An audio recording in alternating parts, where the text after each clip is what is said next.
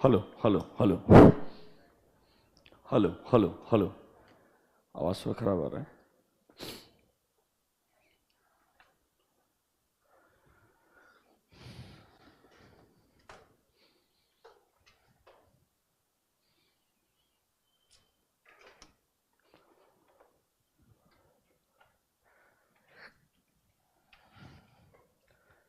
Hello hello hello.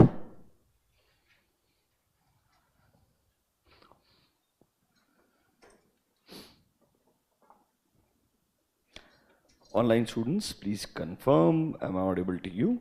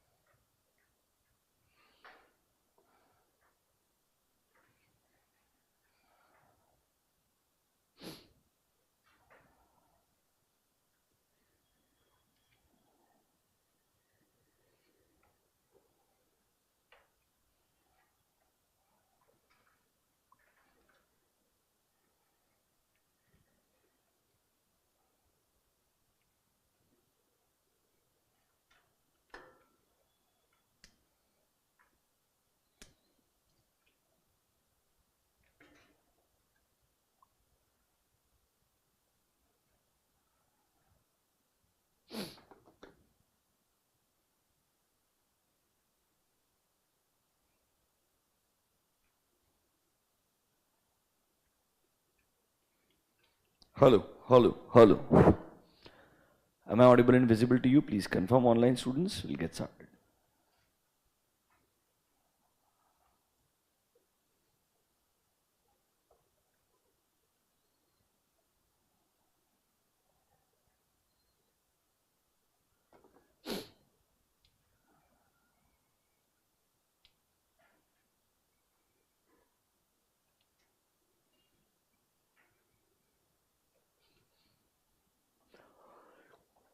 चलो।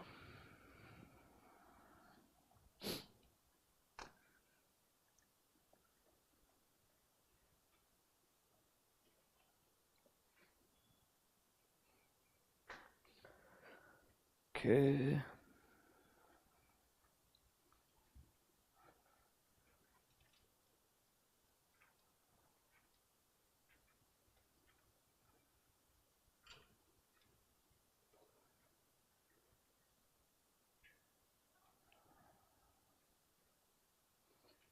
Great.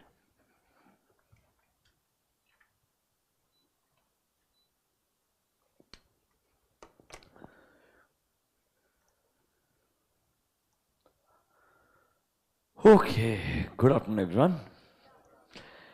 चलो, we'll continue our discussion with chapter number 4. I think कल हमने last portfolio analysis approach, that is what is your BCG model, what is McKinsey model. We also talked about ENSOF and ADL matrix. कल portfolio analysis के जो 4 mechanisms आपको दिए थे वो हमने डिस्कस किए थे. आज चैप्टर 4 का रिमेनिंग पार्ट डिस्कस करेंगे जहां पर we have corporate level strategies. Now what are these corporate level strategies, individually हर स्ट्रेटजी का रेलेवेंस क्या है वो हम डिस्कस करेंगे.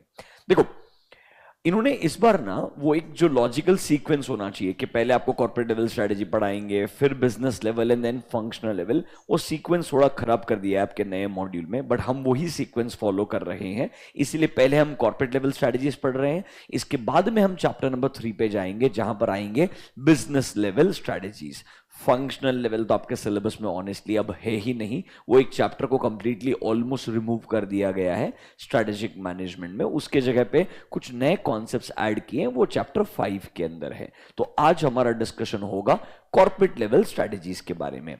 ये बोलता है sir, as a corporate level manager you have few options when you are strategizing. The first option and the most common option is obviously expansion or growth strategy, because हर एक industry के अंदर जो एक business organisation है वो try करेगा कि भाई हम जो भी करंट स्केल पे काम कर रहे हैं वो स्केल हमारा इंप्रूव होना चाहिए. We should see a decent growth number. इसलिए जनरली ग्रोथ स्ट्रेटजी एक बहुत कॉमनली प्रिफर्ड स्ट्रेटेजी होता है जो यहां पर डिस्कस होगा, it is called as growth और एक्सपेंशन स्ट्रेटेजी। सेकंड एक ऑप्शन होता है that is called as stability. मतलब अगर आपका एक बिजनेस ऑलरेडी मेच्योरिटी फेज में आ गया है, आपके पास अच्छा खासा मार्केट शेयर है, तो शायद आप सेम सिचुएशन को कंटिन्यूअसली मेंटेन रखना चाहेंगे, सेम लेवल को सस्टेन करना चाहेंगे, उसके लिए एक स्ट्रेटेजी का ऑप्शन आएगा that is called as stability strategy. तो मतलब एक है एक्सपेंशन और ग्रोथ, दूसरा है स्टेबिलिटी। तीसरा ऑप्शन थोड़ा सा ऑब्वियसली अनफॉर्चुनेट ऑप्शन है, when things are not going as you had planned in the business. शायद आपके बिजनेस के अंदर सिग्निफिकेंट फॉल आ रहा होगा, सिग्निफिकेंट लॉसेस इनकर हो रहे होंगे, तब आपको शायद रीट्रेंच करना पड़ सकता है। क्या करना पड़ सकता है? Retrench. So the strategy is called as retrenchment strategy. मतलब होता है आपका एग्जिस्टिंग बिजनेस का जो स्कोप है ना, उसे कम करना शुरू कर दीजिए। अब रीट्रेंचमेंट के अंदर भी तीन ऑप्शन होते हैं। पहला, ट्राई एक बिजनेस करता है, ये जो प्रोसेस ऑफ डिक्लाइन है इसको रिवर्स करते हैं, क्या? That is called as turn around strategy. That is called as turn around. Retrenchment में पहला ट्राई किया जाएगा, can we reverse this process of decline. मतलब ये जो बिजनेस के अंदर फॉल आ रहा है, जो हमारा परफॉर्मेंस बुरा हो रहा है, ये प्रोसेस को हम रिवर्स करने का ट्राई करेंगे through a approach called as turn around approach. जब ये टर्न अराउंड भी सक्सेसफुल ना हो पाए तो हम कुछ बिजनेस के पार्ट्स को बेचना शुरू करेंगे, मतलब डाइवेस्ट करना शुरू करेंगे। एंड जब कुछ भी आपके हिसाब से वर्क अराउंड नहीं होता है, then the last option will be called as liquidation. इस तरीके से तीन स्ट्रेटजीज आएंगे। One is called as stability, second is expansion and the third one is retrenchment. एक एक करके डिस्कशन शुरू करते हैं। 100% तीनों में से किसी न किसी एक स्ट्रेटजी पे 4 मार्क और 5 mark question you will definitely see in the examination. Let's start with the first one that is called as stability strategy. Chapter number 4। सबसे पहले स्टार्टिंग में अलग अलग स्ट्रेटजीज के इंट्रोडक्शन दिए हैं। ये जो पहले 4 स्ट्रेटजी लिख के दिए हैं ये आपके कॉर्पोरेट लेवल स्ट्रेटजीज है। These 4 are your corporate level strategies, जिसका डिस्कशन इस चैप्टर में होने वाला है, पेज नंबर 4.2। ये जो स्ट्रेटजीज दिए माइकल पोर्टर के, ये है मेरे business level strategies. These are corporate level. The second one is my business level and लास्ट में जो लिस्ट बना करके दिया है, these are my functional level strategies. ये अनफॉर्चुनेटली डिटेल में आपके सिलेबस में अब नहीं है। आपके सिलेबस में सिर्फ कॉर्पोरेट लेवल है एंड बिजनेस लेवल है। कॉर्पोरेट लेवल पे you have stability, growth, retrenchment and combination। आपको पहले ये पढ़ाएंगे आज इस चैप्टर में। Then in the next chapter we'll talk about Michael Porter's business level strategies that will be called as cost leadership, differentiation, focus, cost leadership and focused differentiation। एक strategy और होती है that is called as best cost provider strategy। वो सब कुछ chapter number 3 के अंदर आएगी, जो हमारा अगला डिस्कशन होगा। हम लॉजिकल सीक्वेंस फॉलो करेंगे, पहले corporate level, then we will go to business level, फिर एक आध फंक्शनल लेवल जो मार्केटिंग स्ट्रेटेजी है वो जरूर लिखा हुआ है, वो भी चैप्टर 3 के अंदर ही है, वो आपको बता दिया जाएगा। ये हमारा स्ट्रेटेजीज का डिस्कशन आज शुरू होगा। कहां से शुरुआत करेंगे? कॉर्पोरेट लेवल के साथ में। नेक्स्ट पेज पे आइए। सबसे पहले बताएगा कॉर्पोरेट लेवल में हमारे पास में ऑप्शंस क्या क्या हैं।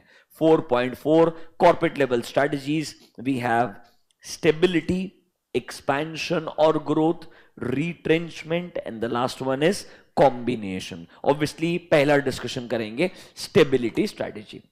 समझिए स्टेबिलिटी स्ट्रेटेजी का मतलब क्या है।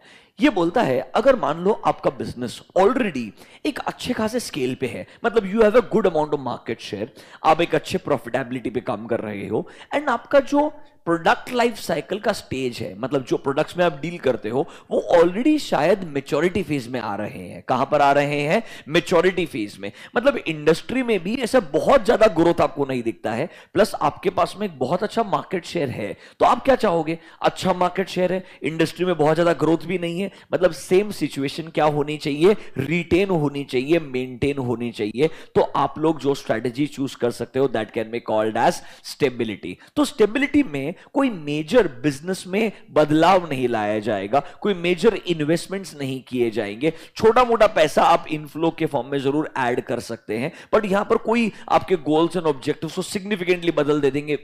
We are looking for 100x growth, 1000x growth, ये हमारा ऑब्जेक्टिव नहीं है। यहां हमारा एक्सपेक्टेशन क्या है, ईयर ऑन ईयर 15-20% ग्रोथ हम अचीव कर पा रहे हैं। सेम नंबर्स क्या होने चाहिए, कंटिन्यू होने चाहिए। हमारे existing goals and objectives achieve करना चाहते हैं, सिमिलर प्रोडक्ट्स एंड सर्विसेज में डील करना चाहते हैं। मतलब हम यहां से बहुत ज्यादा अग्रेसिवली एक्सपैंड करने के बजाय सेम लेवल को रिटेन करके अपने सिचुएशन को स्टेबलाइज करना चाहते हैं, तो आपका स्ट्रेटजी कहलाएगा स्टेबिलिटी स्ट्रेटजी। अब यहां पर ना एग्जाम में क्वेश्चंस कैसे आते हैं, या तो पूछेगा स्टेबिलिटी स्ट्रेटजी क्या होती है, कैरेक्टरिस्टिक्स लिखिए, या पूछेगा स्टेबिलिटी स्ट्रेटजी कब सूटेबल होगा। ये दो कॉमन क्वेश्चंस है जो आपसे आ सकते हैं। ऑनेस्टली एग्जाम के लिए एक्सपेंशन रिट्रेंचमेंट दोनों सबसे ज्यादा इंपॉर्टेंट है।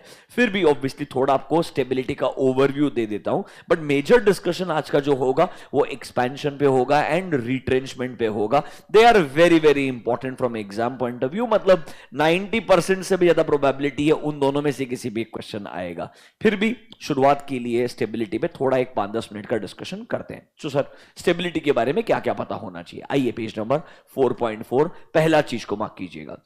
सर स्टेबिलिटी स्ट्रेटजी में आप मेजर फोकस क्या करते हैं, आपके एग्जिस्टिंग जो भी गोल्स है, स्ट्रेंथ्स है, उन्हें आप सेफ गार्ड करना चाहते हैं। सेम वेल टेस्टेड आपके जो ऑब्जेक्टिव्स है उनको ही अचीव करना चाहते हैं। आपका जो एग्जिस्टिंग बिजनेस का पाथ है उसे ही कंटिन्यू करना चाहते हैं। मतलब सर कोई मेजर बदलाव नहीं आएगा। कैन वी से स्टेबिलिटी में ना मेजर इन्वेस्टमेंट्स होगा, ना कोई नए रिस्क लिए जाएंगे। अब ऑब्वियसली इन्वेस्टमेंट नहीं है, सिग्निफिकेंट रिस्क नहीं है, तो कोई बहुत सिग्निफिकेंट नए रिवॉर्ड्स भी नहीं आएंगे। It is like same level continue करना चाहते हैं। थोड़ा ऑपरेशनल एफिशिएंसी चाहिए। क्या चाहिए, ऑपरेशनल एफिशिएंसी। मतलब सेम ही प्रोडक्ट बनाएंगे बट एफिशिएंसी अगर इंप्रूव हो जाएगी तो हमारा कॉस्ट कम हो जाएगा और मार्जिन क्या हो जाएगा, बेटर हो जाएगा। वो एफिशिएंसी जरूर अचीव करना चाहते हैं। इसके अलावा आपका कोई मेजर अलग ऑब्जेक्टिव नहीं है in case of stability strategy. इसीलिए कभी कभी बहुत सारे लोग ये भी बोलते हैं stability strategy sounds like a do nothing strategy, sounds like a do nothing, कि आप कुछ भी नहीं करेंगे। ऐसा नहीं है। स्टेबिलिटी स्ट्रेटजी के लिए भी कंटिन्यूअसली बिजनेस एनवायरनमेंट को मॉनिटर करना पड़ेगा। एनवायरनमेंट में क्या बदलाव आते हैं वो पता होना चाहिए।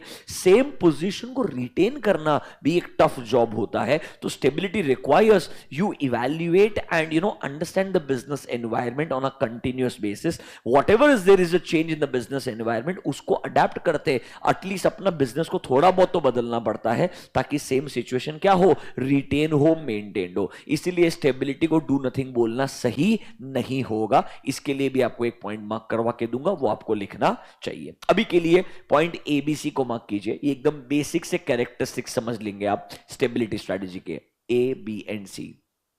एग्जिस्टिंग इंटरेस्ट, एग्जिस्टिंग स्ट्रेंथ्स को आप सेफ गार्ड करना चाहेंगे। वेल टेस्टेड जो आपके गोल्स एंड ऑब्जेक्टिव्स है उनको ही परस्यू करना चाहेंगे। सेम बिजनेस पाथ फॉलो करना चाहेंगे, कोई बदलाव नहीं लाएंगे। इससे ही कनेक्टेड कैरेक्टरिस्टिक्स और मिलेंगे आपको पेज नंबर 4.5 पे। आइए, characteristics of stability strategy. Sir you will stay, mark the word, within the same business. Similar product ही बेचने वाले हैं, कोई मेजर बदलाव नहीं आएगा। No redefinition of business, it is a safe strategy. Status quo maintain करेंगे, मतलब सेम पोजीशन को रिटेन करेंगे। Does not warrant fresh investments, कोई नया पैसा इन्वेस्ट नहीं किया जाएगा, तो कंपेरेटिवली रिस्क इन्वॉल्व क्या हो जाएगा, कम हो जाएगा। आपके जो ग्रोथ के ऑब्जेक्टिव भी होंगे वो भी मॉडेस्ट होंगे। मतलब यू आर एक्सपेक्टिंग कि 5%, 10%, 15% जंप आना चाहिए। जो आज तक हम ग्रो कर पाए उतना ही ग्रोथ हमको चाहिए। हम यहाँ पे 100%, 1000%, 10,000% ग्रोथ एक्सपेक्ट नहीं कर रहे हैं। तो हमारा ग्रोथ ऑब्जेक्टिव क्या होगा, मॉडेस्ट होगा, मतलब रियलिस्टिक होगा, जो एक्चुअल नंबर से उसके आसपास का ही होगा। क्या आप यहां से 4-5 पॉइंट पिक कर सकते हैं कैरेक्टरिस्टिक्स में से? वापस से pick any 4 points which you will believe. अब मैं आराम से लिख पाऊंगा एग्जाम के अंदर। कैरेक्टरिस्टिक्स में से लुक फॉर एनी 4-5 पॉइंट्स।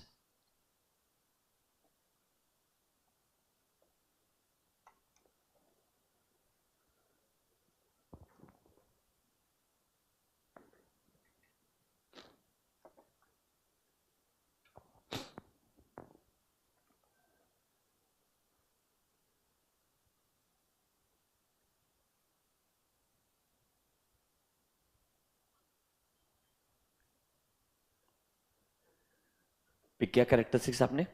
अभी दो ही क्वेश्चन के लिए प्रिपेयर रहना है, एक तो कैरेक्टरिस्टिक्स, दूसरा when do you think stability suitable होगा, या स्टेबिलिटी को क्यों कोई इंसान परस्यू करना चाहेगा, वाई स्टेबिलिटी, उसका आंसर आना चाहिए। उसका आंसर दो तीन जगह से पिक करना पड़ेगा, रीजंस में कुछ पॉइंट्स आपको मिलेंगे, प्लस इसके अलावा एक सेंटेंस पहले यहां से मिलेगा। यहां पर आइएगा 4.4, a stability strategy is pursued when, generally कब परस्यू किया जाएगा, जब हम सेम मार्केट को ही सर्व करना चाहते हैं, सेम प्रोडक्ट को ही बेचना चाहते हैं, तो मीनिंग है।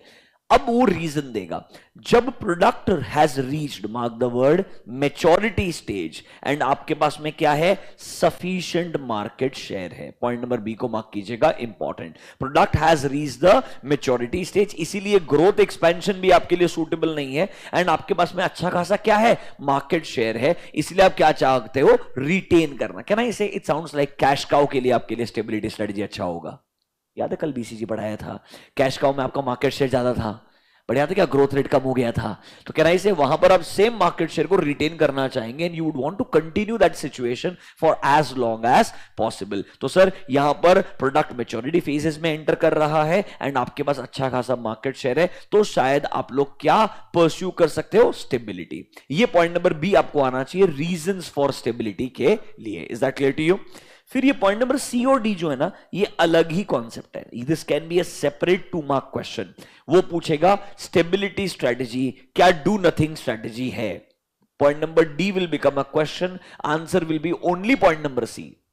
पॉइंट नंबर सी देखो क्या बोलता है, बिजनेस को अपने आप को अप टू डेट रखना पड़ेगा, दे हैव टू पेस मतलब you have to be catch up, आपको उसके साथ में रहना पड़ेगा with the dynamic and volatile business world. They are trying to say business environment is dynamic, it will keep on changing, even to maintain the same position you need to understand what your business environment wants. तो आपको continuously environment को monitor करते हुए, dynamic aspect को समझते हुए, उससे match करने के लिए, अपने मार्केट शेयर को प्रिजर्व करने के लिए कुछ ना कुछ एफर्ट लेने पड़ेंगे। इसलिए हम ये नहीं बोल सकते हैं that stability strategy is a do nothing strategy. Basically वो उसको रिजेक्ट कर रहा है, it is not a do nothing strategy, it involves a good amount of serious efforts, जहां पर आपको एग्जिस्टिंग एनवायरनमेंट को कॉन्स्टेंटली मॉनिटर करते हुए उससे अपने आप को पेसअप रखना पड़ेगा, अडेप्ट करते हुए उसके साथ साथ चलना पड़ेगा। Point number C and D को मार्क कर लीजिएगा, वो अपने आप में एक सेपरेट क्वेश्चन, एक बार ही पूछा है, रिपीट हो सकता है।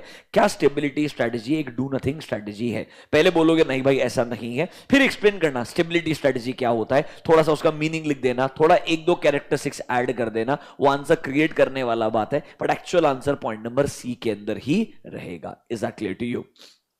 समझा क्या? मतलब ये बी सी डी तीनों पॉइंट इंपॉर्टेंट है। अब आइए नीचे रीजंस के अंदर, एक दो पॉइंट और लॉजिकल है।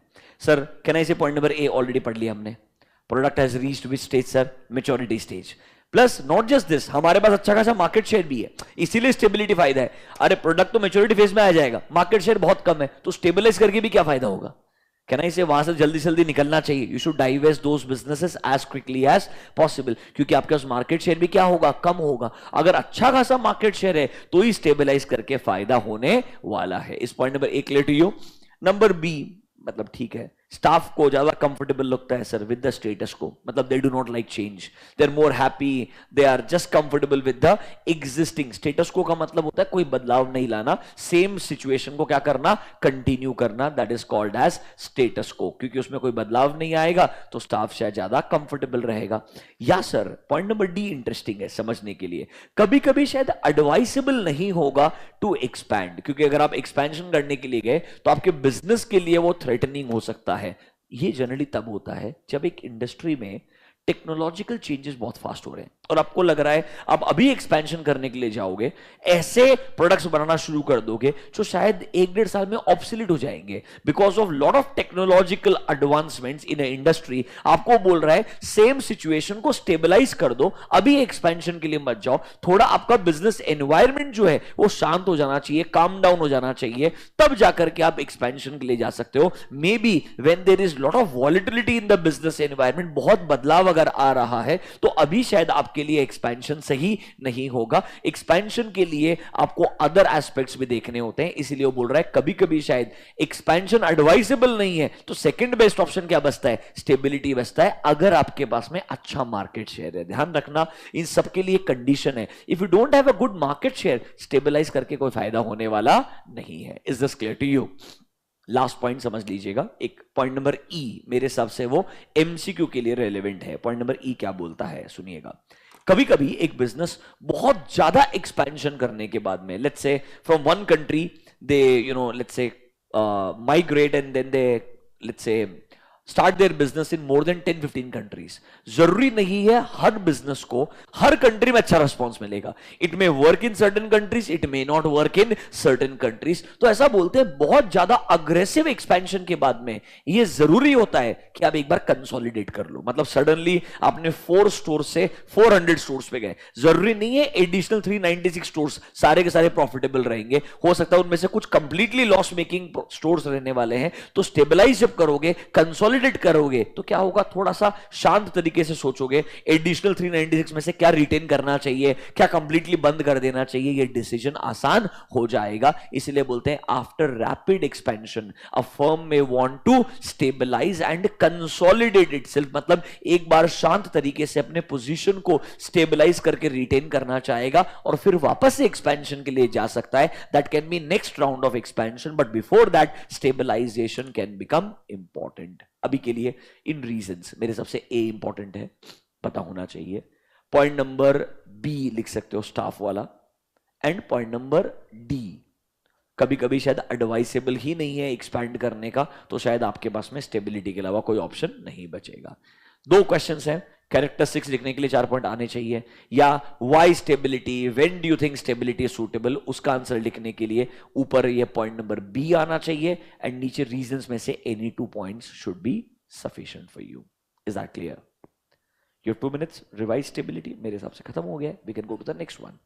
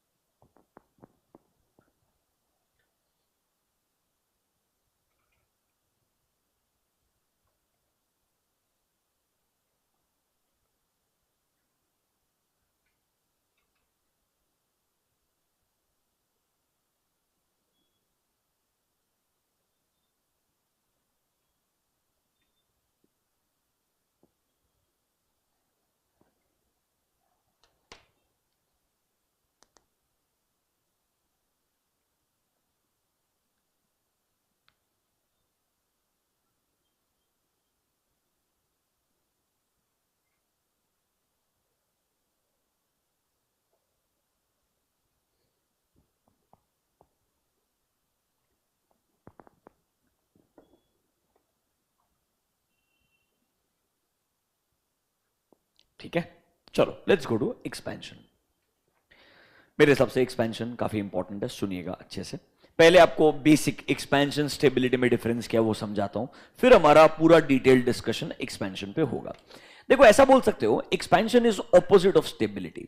यहां पर आपको लगता है नए गोल्स एंड ऑब्जेक्टिव्स अचीव करना है, प्रोडक्ट्स को बदलने का ट्राई करोगे, नए मार्केट्स में एंटर करने का ट्राई करोगे। Basically you are looking for a significant amount of jump in your operations. आपका जो सेम स्केल है ना, वहां से आप ऑपरेशंस को बढ़ाना चाहते हैं। शायद तो सेम प्रोडक्ट में डील करेंगे या मे बी नए मार्केट के अंदर एंटर करेंगे विद न्यू प्रोडक्ट्स। ये आपका चॉइस रहेगा, प्रोडक्ट्स चेंज करना है या सिर्फ मार्केट चेंज करना है या दोनों चेंज करना है, that does not matter.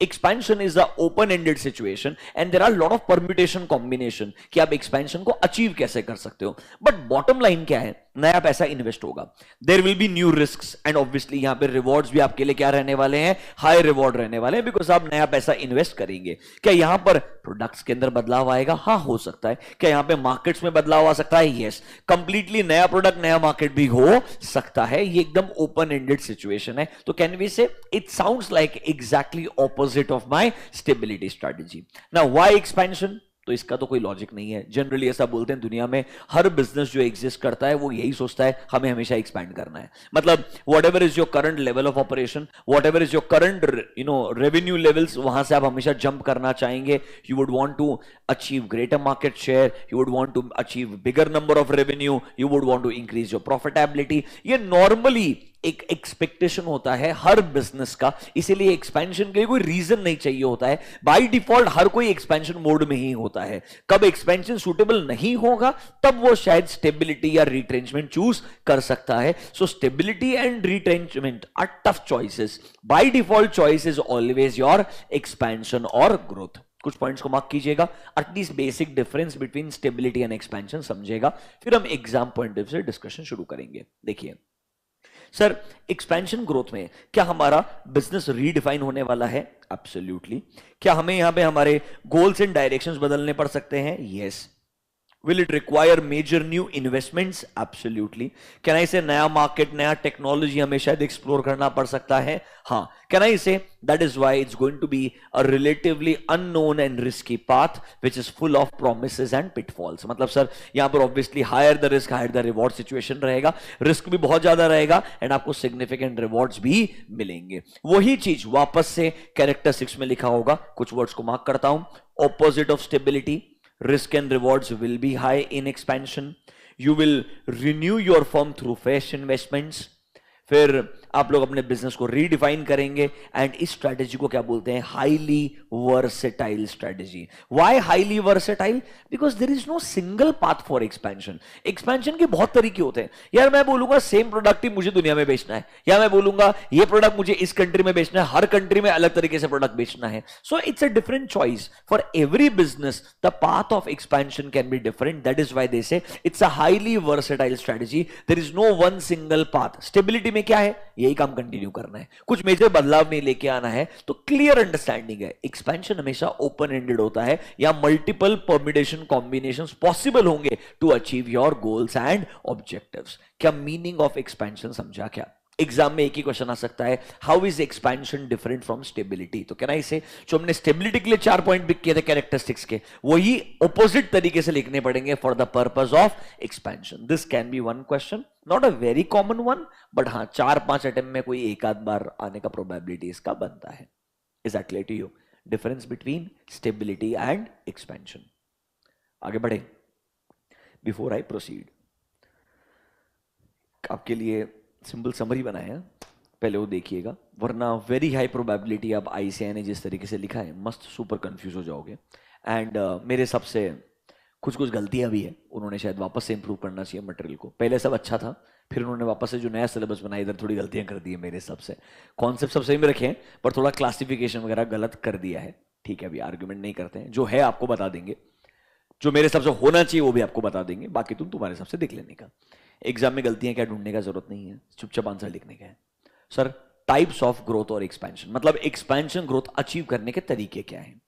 Broader 2 parts हैं, पहला होगा इंटरनल स्ट्रेटेजी एंड दूसरा होगा external strategy.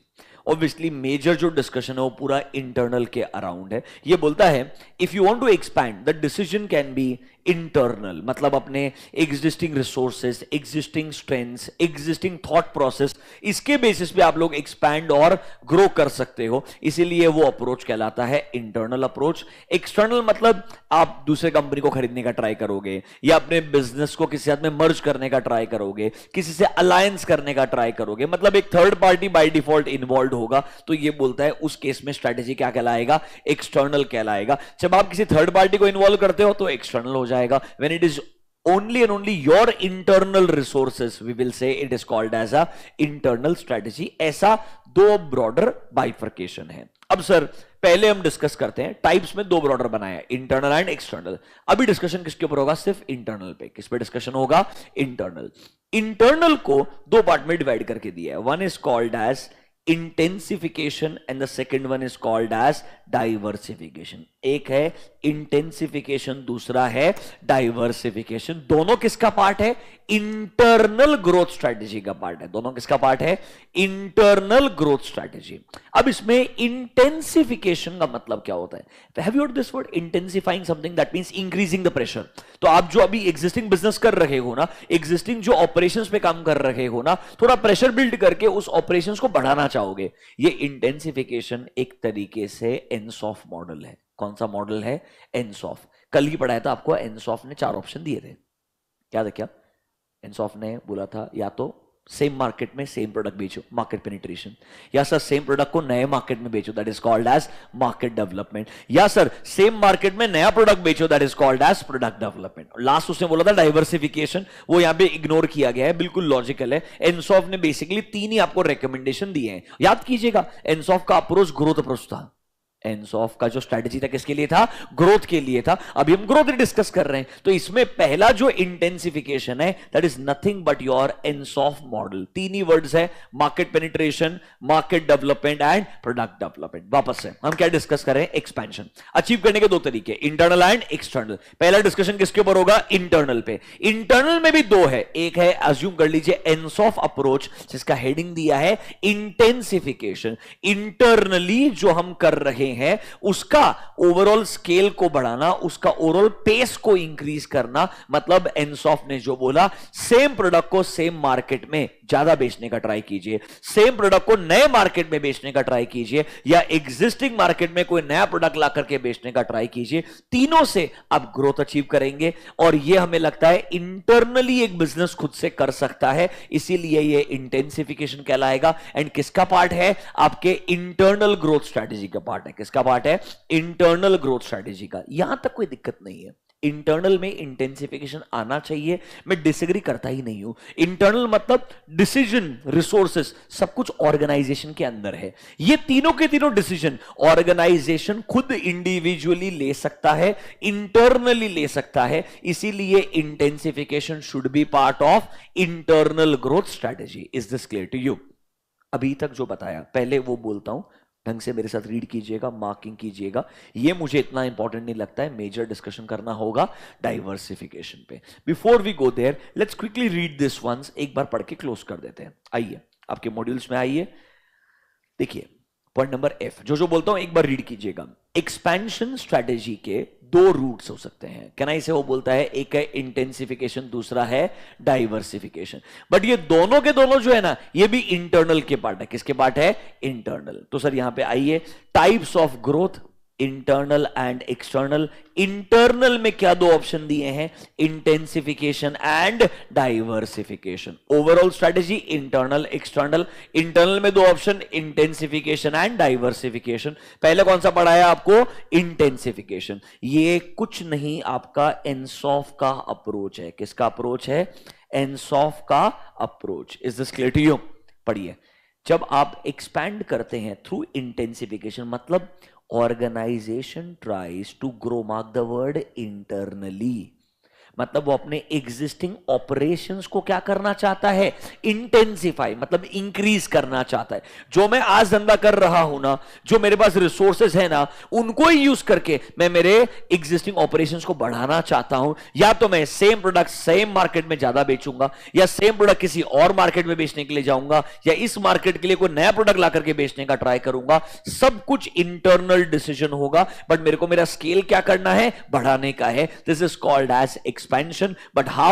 Internally. That is why it is through called as intensification. Intensification is part of internal strategy. Example क्या है सर? सर वो ट्राई करते हैं, उनके पास जो इंटरनल कैपेबिलिटीज है, जो इंटरनल रिसोर्सेज हैं, उनका बेहतर इस्तेमाल किया जाए. तो वो लोग क्या कर सकते हैं? या तो मार्केट पेनिट्रेशन यूज करेंगे, या मार्केट डेवलपमेंट, या तीसरा क्या है? Product development. क्या तीनों के तीनों एनसॉफ ने दिए हैं? एक बार एक एक लाइन पढ़ के देख लीजिए. It will sound like exactly what we discussed yesterday.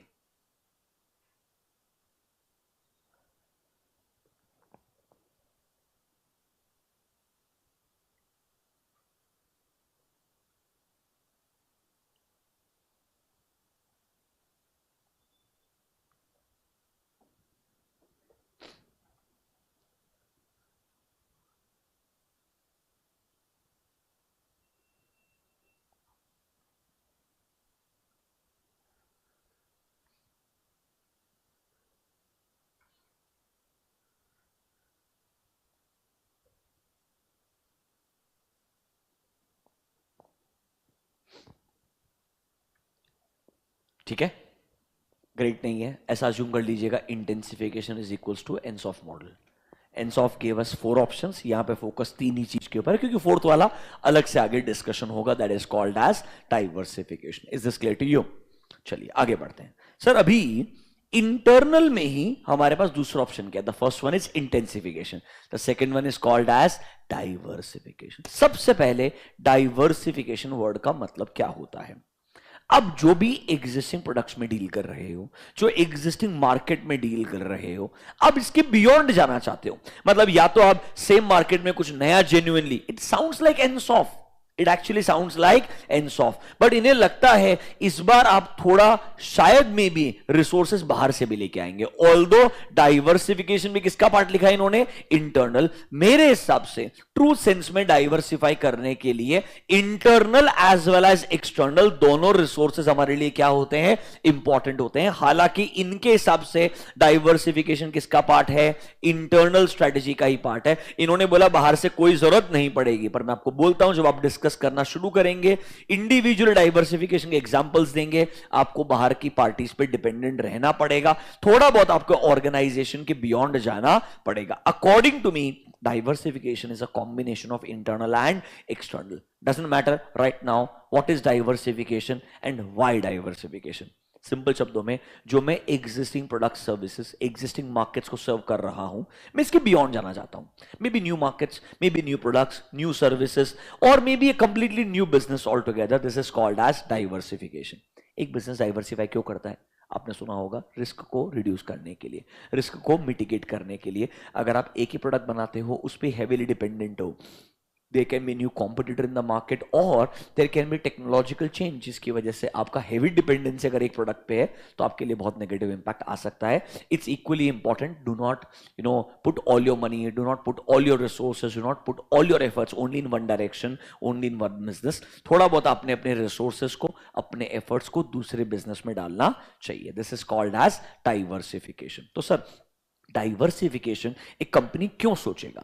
Generally ये डाइवर्सिफिकेशन का थॉट पता है कब आता है?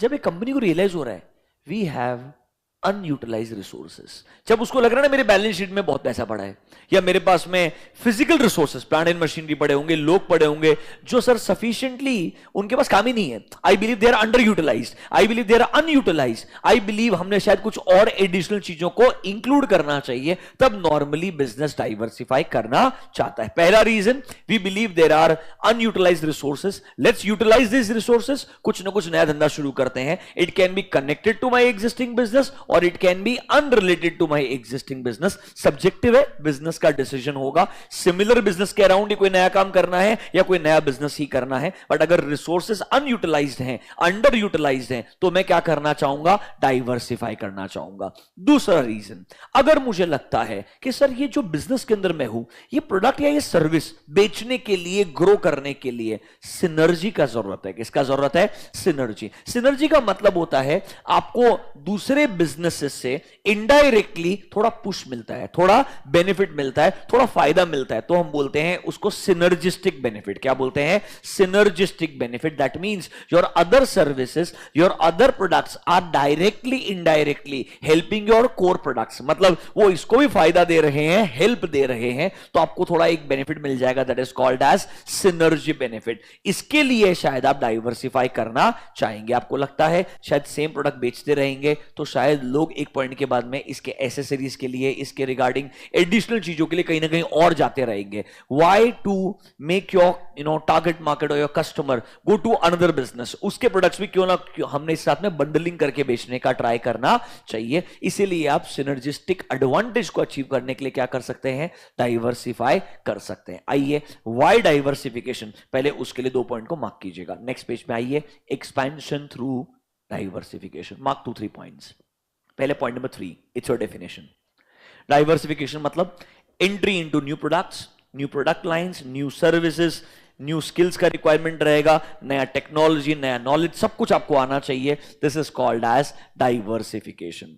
Sir why would you want to diversify? 2 reasons. Number 1, point number 5 देखिएगा, diversification is a means of using their existing excessive facilities and capabilities, मतलब कुछ हमारे पास कैपेबिलिटीज है, रिसोर्सेज हैं जो ज्यादा हैं और हम उनको यूज नहीं कर पा रहे हैं। एक्सेसिव है मतलब can be say they are underutilise, they are not maybe properly utilise. Same resources को बेहतर इस्तेमाल कर पाएंगे अगर शायद कोई एडिशनल सर्विस भी प्रोवाइड करेंगे, एडिशनल प्रोडक्ट्स बनाने का भी शुरुआत कर देंगे। इसीलिए मे बी आप डाइवर्सिफाई करना चाहेंगे। Point number 7, another reason for diversification can be synergistic advantage। इस एक्टिविटी के साथ में जो भी दूसरा एक्टिविटी शुरू करूंगा वो एक्टिविटी इस एक्टिविटी को भी हेल्प करेगा और एक दूसरे के लिए हमारे बिजनेस को ग्रो करने में क्या करेगा, हेल्प करेगा। तो सिनर्जिस्टिक एडवांटेज आपको मिलेगा। सोचिए ना यार, सिंपल चीज, कोई भी आप अपना सीए फर्म्स का भी देख लीजिएगा reference. When they start their business they think about obviously practising CS क्या देखेगा, statutory audit, but they don't just provide only one service. धीरे धीरे वो अपने अलग अलग डिपार्टमेंट्स फॉर्म करना शुरू कर देते हैं, बिकॉज उन्हें लगता है once you have a good network of client, उसको एक ही सर्विस क्यों प्रोवाइड करना है, दूसरी सर्विसेज भी प्रोवाइड करनी चाहिए। And sometimes they realise statutory audit के अलावा बाकी सब दिया तो कोई प्रॉब्लम भी नहीं है और पैसा भी ज्यादा है। I told you because obviously with statutory audit 144 आता है, बट बाकी अदर सर्विसेज कितने भी प्रोवाइड कर रहे हो ना, कोई रेस्ट्रिक्शन थोड़ी है। ऑडिट के अलावा बाकी सब तो प्रोवाइड कर ही सकते हो आप। सो इन सिंपल टर्म्स एक बिजनेस को धीरे धीरे रियलाइज होता है कि क्यों ना हमने ग्रो करने का ट्राई करना चाहिए, एडिशनल सर्विसेज को हमारे पोर्टफोलियो में ऐड करना चाहिए। जितनी चीजें ऐड करते जाएंगे उतना ज्यादा हम वैल्यू एडिशन कस्टमर को देंगे और कस्टमर हमारे साथ में क्या रहेगा, रिटेन्ड रहेगा, लॉयल्टी इंश्योर करना ईजी हो जाएगा। इसीलिए वो अपने पोर्टफोलियो को एक्सपैंड करना चाहेगा, मतलब सिनर्जी का फायदा उठाना चाहेगा। These are the 2 reasons. आपको पॉइंट नंबर 3 आना चाहिए, 5 आना चाहिए, 7 आना चाहिए। Meaning of diversification, why excessive facilities होगी उन्हें यूज करना चाहते हो या सिनर्जिस्टिक एडवांटेज अचीव करना चाहते हो, इसीलिए आप डाइवर्सिफाई करना चाहोगे। Clearly you should no 3 points, 3, 5 and 7। पढ़ लीजिए तीनों को एक बार। अगर कंफर्टेबल हो तो हम टाइप्स ऑफ डाइवर्सिफिकेशन पे जाएंगे।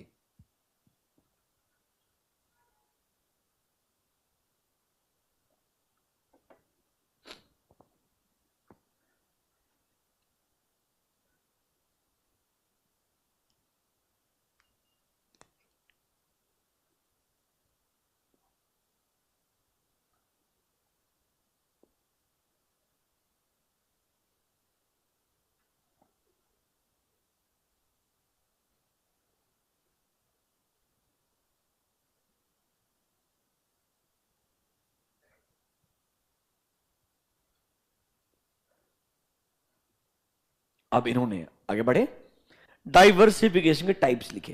पहला वाला कॉन्सेंट्रिक, दूसरा वाला कॉन्ग्लोमेरेट, एंड तीसरा टाइप पता नहीं कैसे आया, डाइवर्सिफिकेशन में लिखा एक्सपेंशन थ्रू इनोवेशन। इनोवेशन एक अलग वर्ड है, वो डाइवर्सिफिकेशन के लिए हेल्पफुल हो सकता है पर वो डाइवर्सिफिकेशन नहीं है। इन्होंने अपने मॉड्यूल में, मतलब आईसीआई के मॉड्यूल में, इसलिए मैंने भी सेम कंट्रोल से कंट्रोल भी किया है, मेरी भी हिम्मत नहीं कुछ और लिखने का। क्लियरली डाइवर्सिफिकेशन क्या क्या है, कॉन्सेंट्रिक है, कॉन्ग्लोमेरेट है, तीसरा वाला भी डाइवर्सिफिकेशन है। और खुद को समझ में आया डाइवर्सिफिकेशन है, इसलिए बोला एक्सपेंशन थ्रू इनोवेशन। वो डाइवर्सिफिकेशन नहीं है, वो अलग कॉन्सेप्ट है। वो क्या है, अलग कॉन्सेप्ट, उसको साइड में कर दो। अभी फोकस करो 2 वर्ड पे, कॉन्सेंट्रिक एंड कॉन्ग्लोमेरेट। एक्चुअली में 4 डाइवर्सिफिकेशन होते हैं।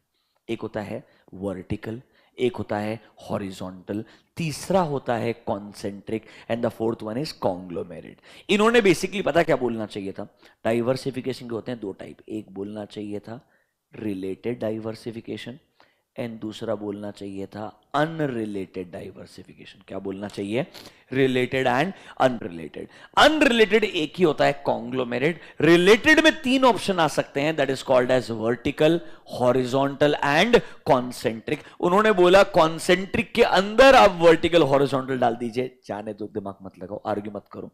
ये अपने खुद के पुराने क्वेश्चंस पढ़ेंगे तो उन्होंने ये तक बोला था difference between concentric and vertical. अब वो कैसे डिफरेंशिएट करेंगे वही जानते हैं जब ये बोल रहे हैं concentric includes vertical. Are you understanding this? उन्होंने खुद ये क्वेश्चन पूछा एग्जाम में 4 मार्क के लिए, difference between vertical and concentric, और आज वो बोल रहे हैं vertical is part of concentric. Ignore. Diversification 4, कौन कौन सा, vertical, horizontal, concentric and the last one conglomerate. इसमें से अनरिलेटेड डाइवर्सिफिकेशन एक ही है, दैट इज कॉन्ग्लोमेरेट। अनरिलेटेड कौन सा है? एक ही है, that is called as conglomerate. Related कौन कौन से? तीन। कौन कौन सा? Vertical, horizontal and concentric. चारों का एक ओवरव्यू देता हूं, सुनिएगा शांति से क्या बोलता है। आपके मॉड्यूल में आइए, एक डायग्राम मिलेगा आपको, पेज नंबर 4.10। 4.10।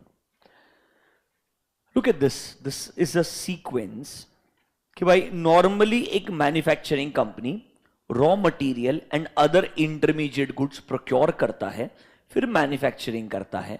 मैन्युफैक्चरिंग करने के बाद में थोड़ा मार्केटिंग सेल्स करके अपने गुड्स को बेचने का ट्राई करता है। यह बता रहा है एक प्रोडक्ट के मैन्युफैक्चरिंग का ओवरऑल प्रोसेस क्या है। Starts with raw material and other inputs, इसके बाद में आपका इन रॉ मटेरियल इन इनपुट्स का फिनिश गुड्स में कन्वर्जन होता है, दैट इज मैन्युफैक्चरिंग। एक बार फिनिश गुड्स बनने के बाद में मार्केटिंग सेल्स के थ्रू प्रोडक्ट को कस्टमर तक पहुंचाया जाता है, एंड कस्टमर के बाद जैसे प्रोडक्ट पहुंचेगा उसे कुछ आफ्टर सेल सर्विस दी जाती है। This is called as product process chain. This is called as product process chain. एक प्रोडक्ट का स्टार्ट से लेकर के एंड तक पूरा प्रोसेस में क्या क्या एक्टिविटीज इन्वॉल्व होता है, that is called as product process chain.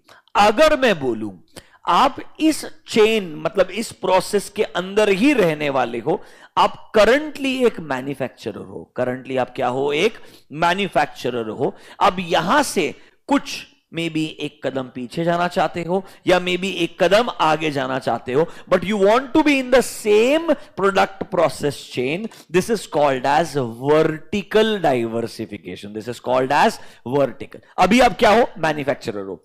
अब रॉ मटेरियल के लिए किसी पे डिपेंडेंट हो, तो आप क्या करते हो? रॉ मटेरियल का मैन्युफैक्चरिंग भी खुद ही शुरू कर देते हो, रॉ मटेरियल का काम भी खुद ही शुरू कर देते हो। कहना इसे आप मैन्युफैक्चरिंग से एक कदम पीछे जा रहे हो। You are going towards the inputs, you are going towards the source of your raw material. Can I say I'm in the same chain, but as a manufacturer I'm moving backward. I'm moving backward. अब अगर मैं बोलता हूं आप sir already raw material वाला path acquire कर चुके हो, पहले तीनों चीजें आपके कंट्रोल में है, अब मार्केटिंग के लिए अभी भी किसी पे डिपेंडेंट हो, आफ्टर सेल्स के लिए किसी पे डिपेंडेंट हो, डिस्ट्रीब्यूशन चैनल के लिए किसी पे डिपेंडेंट हो। अब मैन्युफैक्चरिंग तक आने के बाद में किसी न किसी पे डिपेंडेंट हो, मतलब बाकी सब चीजें आपने क्या की है? आउटसोर्स की है। अब आप ना धीरे धीरे डिस्ट्रीब्यूशन चैनल भी कंट्रोल में लाना चाहते हो, धीरे धीरे आफ्टर सेल सर्विस भी अपने कंट्रोल में लाना चाहते हो। You want to acquire these businesses, you are moving forward, you are moving forward, but are you still in the same product process chain? Yes. This is called as vertically integrated diversification. This is called as vertically integrated. Are you in the same product process chain? Yes. Either moving backward or moving forward. ये दोनों चीजें vertically integrated diversification का part है। किसका part है? Vertically integrated diversification. आइए page number 4.9, read the first one. Vertically integrated diversification, first line को mark कीजिए। Firms opt to engage in businesses that are related to existing business. मतलब sir ये related diversification है। You will remain vertically within the same process sequence. या तो forward move करेंगे या backward move करेंगे। मतलब you will remain in the same product process chain, either moving backward or moving forward. Can I say normally the firm does not jump outside the vertically linked product process chain. आप उस chain का ही part रहेंगे, आप उस एक vertical sequence से बाहर निकलना नहीं चाहते हैं। अगर मैन्युफैक्चरर हो तो शायद रॉ मटेरियल वाला काम करना चाहते हो, मैन्युफैक्चरर हो शायद डिस्ट्रीब्यूशन वाला पार्ट अपने कंट्रोल में लाना चाहते हो, बट बिजनेस सेम ही करना चाहते हो। It is a related diversification. You are changing the activity but you are not changing the industry. You are changing the activity. You are a manufacturer, now you are a raw material supplier also. You are a manufacturer, now you control the distribution channel also. But आप ultimately business के अंदर क्या हो? Same ही हो. This is called as vertically integrated diversification. This includes forward or backward integration. This includes forward or backward. Now what is forward or backward? अगले page पे आइए 4.10. Backward and forward मिलेगा, एक एक लाइन को मार्क कीजिएगा। Backward में क्या बोलता है? You are concerned with creating effective supply by entering business of, mark the word, input providers. मतलब इन्होंने लिखा है मैन्युफैक्चरर के पॉइंट ऑफ व्यू से कि आपको मैन्युफैक्चरिंग के लिए जो जो इनपुट चाहिए, जो जो रॉ मटेरियल चाहिए, वो बिजनेस अब आप क्या करना चाहते हो, खुद ही करना चाहते हो. मतलब you want to go backward and enter into the input business. We can say input का एक बिजनेस है, मैन्युफैक्चरिंग एक बिजनेस है, डिस्ट्रीब्यूशन एक बिजनेस है. अब आप करंटली मैन्युफैक्चरर हो, इनपुट वाला काम आप करना चाहते हो सकता है तीनों आपके पास में आ गया, तो हम बोलेंगे वर्टिकल लाइन आपके कंट्रोल में है. अब आपको इसके अलावा दूसरा डाइवर्सिफिकेशन ही करना पड़ेगा, कोई ऑप्शन नहीं है. नॉर्मली मैन्युफैक्चरर पहले बैकवर्ड जाता है फिर फॉरवर्ड जाता है, क्योंकि रॉ मटेरियल पे हेवी डिपेंडेंसी होती है. वो बढ़िया क्वालिटी अवेलेबल नहीं है, वो टाइम पे अवेलेबल नहीं है, तो मैन्युफैक्चरिंग नहीं हो पाएगा. इसलिए मैन्युफैक्चरर पहले कहां जाता है, बैकवर्ड जाता है. मतलब आप क्या कर रहे हो, इफेक्टिव सप्लाई क्रिएट करना चाहते हो bye entering into the business of input provider. मतलब एक कंपनी परचेस करेगा या बिल्ड करेगा क्या, अपने रॉ मटेरियल सप्लाई करने वाले बिजनेस को, ताकि उसको सप्लाई के ऊपर क्या आ जाएगा, ओवरऑल कंट्रोल आ जाएगा, प्लस कॉस्ट कम हो जाएगा. क्योंकि रॉ मटेरियल कॉस्ट को आप रिड्यूस नहीं कर सकते हो unless you own the raw material. Are you understanding this? क्योंकि आपके लिए अच्छा क्वालिटी का रॉ मटेरियल एसेंशियल है फॉर द फिनिश गुड्स. अगर रॉ मटेरियल का बिजनेस ही आपके कंट्रोल में रहेगा तो शायद it will become like process 1 का output goes to process 2, process 2 का output goes to process 3, now process 3 का output is your finish goods that can be sold in the market. Process costing, yes or no? तो जब तक आप final process तक नहीं पहुंचते फ्रॉम द फर्स्ट प्रोसेस, तब तक हम बोलेंगे वो वर्टिकल लिंक आपके कंट्रोल में नहीं आता है, पीछे जाना इज कॉल्ड एज बैकवर्ड. जब आप अगले कदम पे आगे जाते हैं, मतलब sir moving forward in value chain, मतलब एंटरिंग बिजनेस लाइंस जो हमारे एग्जिस्टिंग प्रोडक्ट को यूज करते हैं. मतलब डिस्ट्रीब्यूशन चैनल को अक्वायर करोगे, आफ्टर सेल सर्विस जो देते होंगे, केपीओ वगैरह जो बिजनेस रहेगा उसको आप अक्वायर करना चाहोगे. कॉमेडी मतलब BCom level example, coffee bean manufacturer अपने खुद के कैफेस खोलना शुरू कर देगा, सीसीडी. या that's a classic example of a vertically integrated business. Okay, this is called as vertically integrated diversification. मेरे को इधर एक लाइन आनी चाहिए, इधर एक लाइन इनपुट प्रोवाइडर वाले बिजनेस में एंटर करना है वो आना चाहिए, एंड इधर 2 लाइन आनी चाहिए. What is point number A and point number B. Number A related business से कनेक्टेड बिजनेस में काम करूंगा, और दूसरे में क्या बोल रहा है, सेम प्रोसेस सीक्वेंस में रहूंगा, इधर मूव फॉरवर्ड और backward. Vertically integrated A and B, backward पहले 2 line, forward this line. Forward integration when a organization enters into business of distribution channel. उतना ही कंटेंट है, ज्यादा लिखा ही नहीं है, कोई स्ट्रेस वाला जरूरत ही नहीं है. मीनिंग पता होना चाहिए, एक लाइन आना चाहिए. सर ये कौन सा डाइवर्सिफिकेशन है, वर्टिकली इंटीग्रेटेड डाइवर्सिफिकेशन. इनके हिसाब से ये पूरा जो वर्टिकली इंटीग्रेटेड डाइवर्सिफिकेशन है, किसका पार्ट है, कॉन्सेंट्रिक का पार्ट है, जो मैंने पढ़ाया नहीं है अभी तक. अभी तक क्या पढ़ाया है, वर्टिकली इंटीग्रेटेड डाइवर्सिफिकेशन. दूसरा वाला देखिए क्या लिख रहा है, हॉरिजॉन्टली इंटीग्रेटेड डाइवर्सिफिकेशन. ये देखो क्या बोलता है, डाइवर्सिफाई करो इस बार, पर सुनिए आप कैसे डाइवर्सिफाई करोगे. प्रोडक्ट प्रोसेस चेन में you are currently a manufacturer, you are currently a manufacturer. तो अब एक काम करो, दूसरे बिजनेस को खरीदो या मर्ज हो जाओ, बट वो भी मैन्युफैक्चरर ही होना चाहिए. मतलब जो सेम लेवल ऑफ एक्टिविटी है वो ही कंटिन्यू करो. Do not move backward, do not move forward. Basically इससे आप अपना मार्केट शेयर बढ़ा सकते हो. अरे सेम प्रोडक्ट बना करके बेच रहे हो, currently you have 20. Vodafone idea यार, they were different businesses, they came together. That's nothing but horizontally integrated diversification. It was not a diversification obviously for them, it was no option. They had to come together, else they wouldn't have survived. But otherwise normally manufacturer दूसरे manufacturer को खरीदना चाहेगा जो same काम करता है. मतलब मैं ना तो बैकवर्ड जाएगा ना फॉरवर्ड जाएगा, सेम एक्टिविटी पे सेम लेवल पे जो काम करने वाला बिजनेस है उसे खरीदेगा या उससे मर्ज हो जाएगा, ताकि मेरा मार्केट शेयर इंक्रीज हो जाएगा, ताकि मेरा क्या हो जाएगा, मार्केट शेयर इंक्रीज हो जाएगा. एक तरीके से आर्ग्यूमेंट करने के लिए horizontal can also include acquiring substitutes. You are a manufacturer of product A. The substitute of A is B. Acquire the manufacturer of B also. So technically the same target market who could have shifted to product B will remain with you irrespective of A or B. समझा क्या? But अभी भी एक manufacturer ने दूसरे manufacturer को खरीदा है, एक मैन्युफैक्चरर ने दूसरे मैन्युफैक्चरर को खरीदा। अल्टीमेटली वो जो मार्केट शेयर है वो बढ़ना चाहिए, चाहे सेम प्रोडक्ट बेच रहे हो या उसका सब्स्टिट्यूट बेच रहे हो, पर काम मैन्युफैक्चरिंग की करोगे, पीछे वाला काम आप नहीं करने वाले हो, वो करोगे तो हॉरिजॉन्टल नहीं कहलाएगा, क्या कहलाएगा? वर्टिकल कहलाएगा। हॉरिजॉन्टल में आइए, एक लाइन को मार्क कीजिए, एक ही लाइन है। Firm gets horizontally diversified by integrating through acquisition of one or more similar businesses, mark the word, operating at same stage, operating at same stage of product market chain। मतलब sir stage same होना चाहिए। एक manufacturer दूसरे manufacturer को खरीदेगा, एक marketing company दूसरे marketing company को खरीदेगी, एक रॉ मटेरियल बनाने वाला कंपनी दूसरे रॉ मटेरियल सप्लायर को खरीदेगा। मतलब they are buying apple to apple, मतलब सेम प्रोडक्ट सेम काम करने वाले दूसरे बिजनेस को खरीदना चाहोगे या उससे मर्ज होना चाहोगे। अब एक बात सुनो, जब खरीदने की बात आ गई, डोंट यू थिंक ये एक्सटर्नल हो गया? तो ये डाइवर्सिफिकेशन किधर नहीं आना चाहिए? इंटरनल में नहीं आना चाहिए। डाइवर्सिफिकेशन अलग कॉन्सेप्ट है, it should be a combination of internal and external. हमारे बुक में शुरुआत कहां से हुआ? इंटरनल से।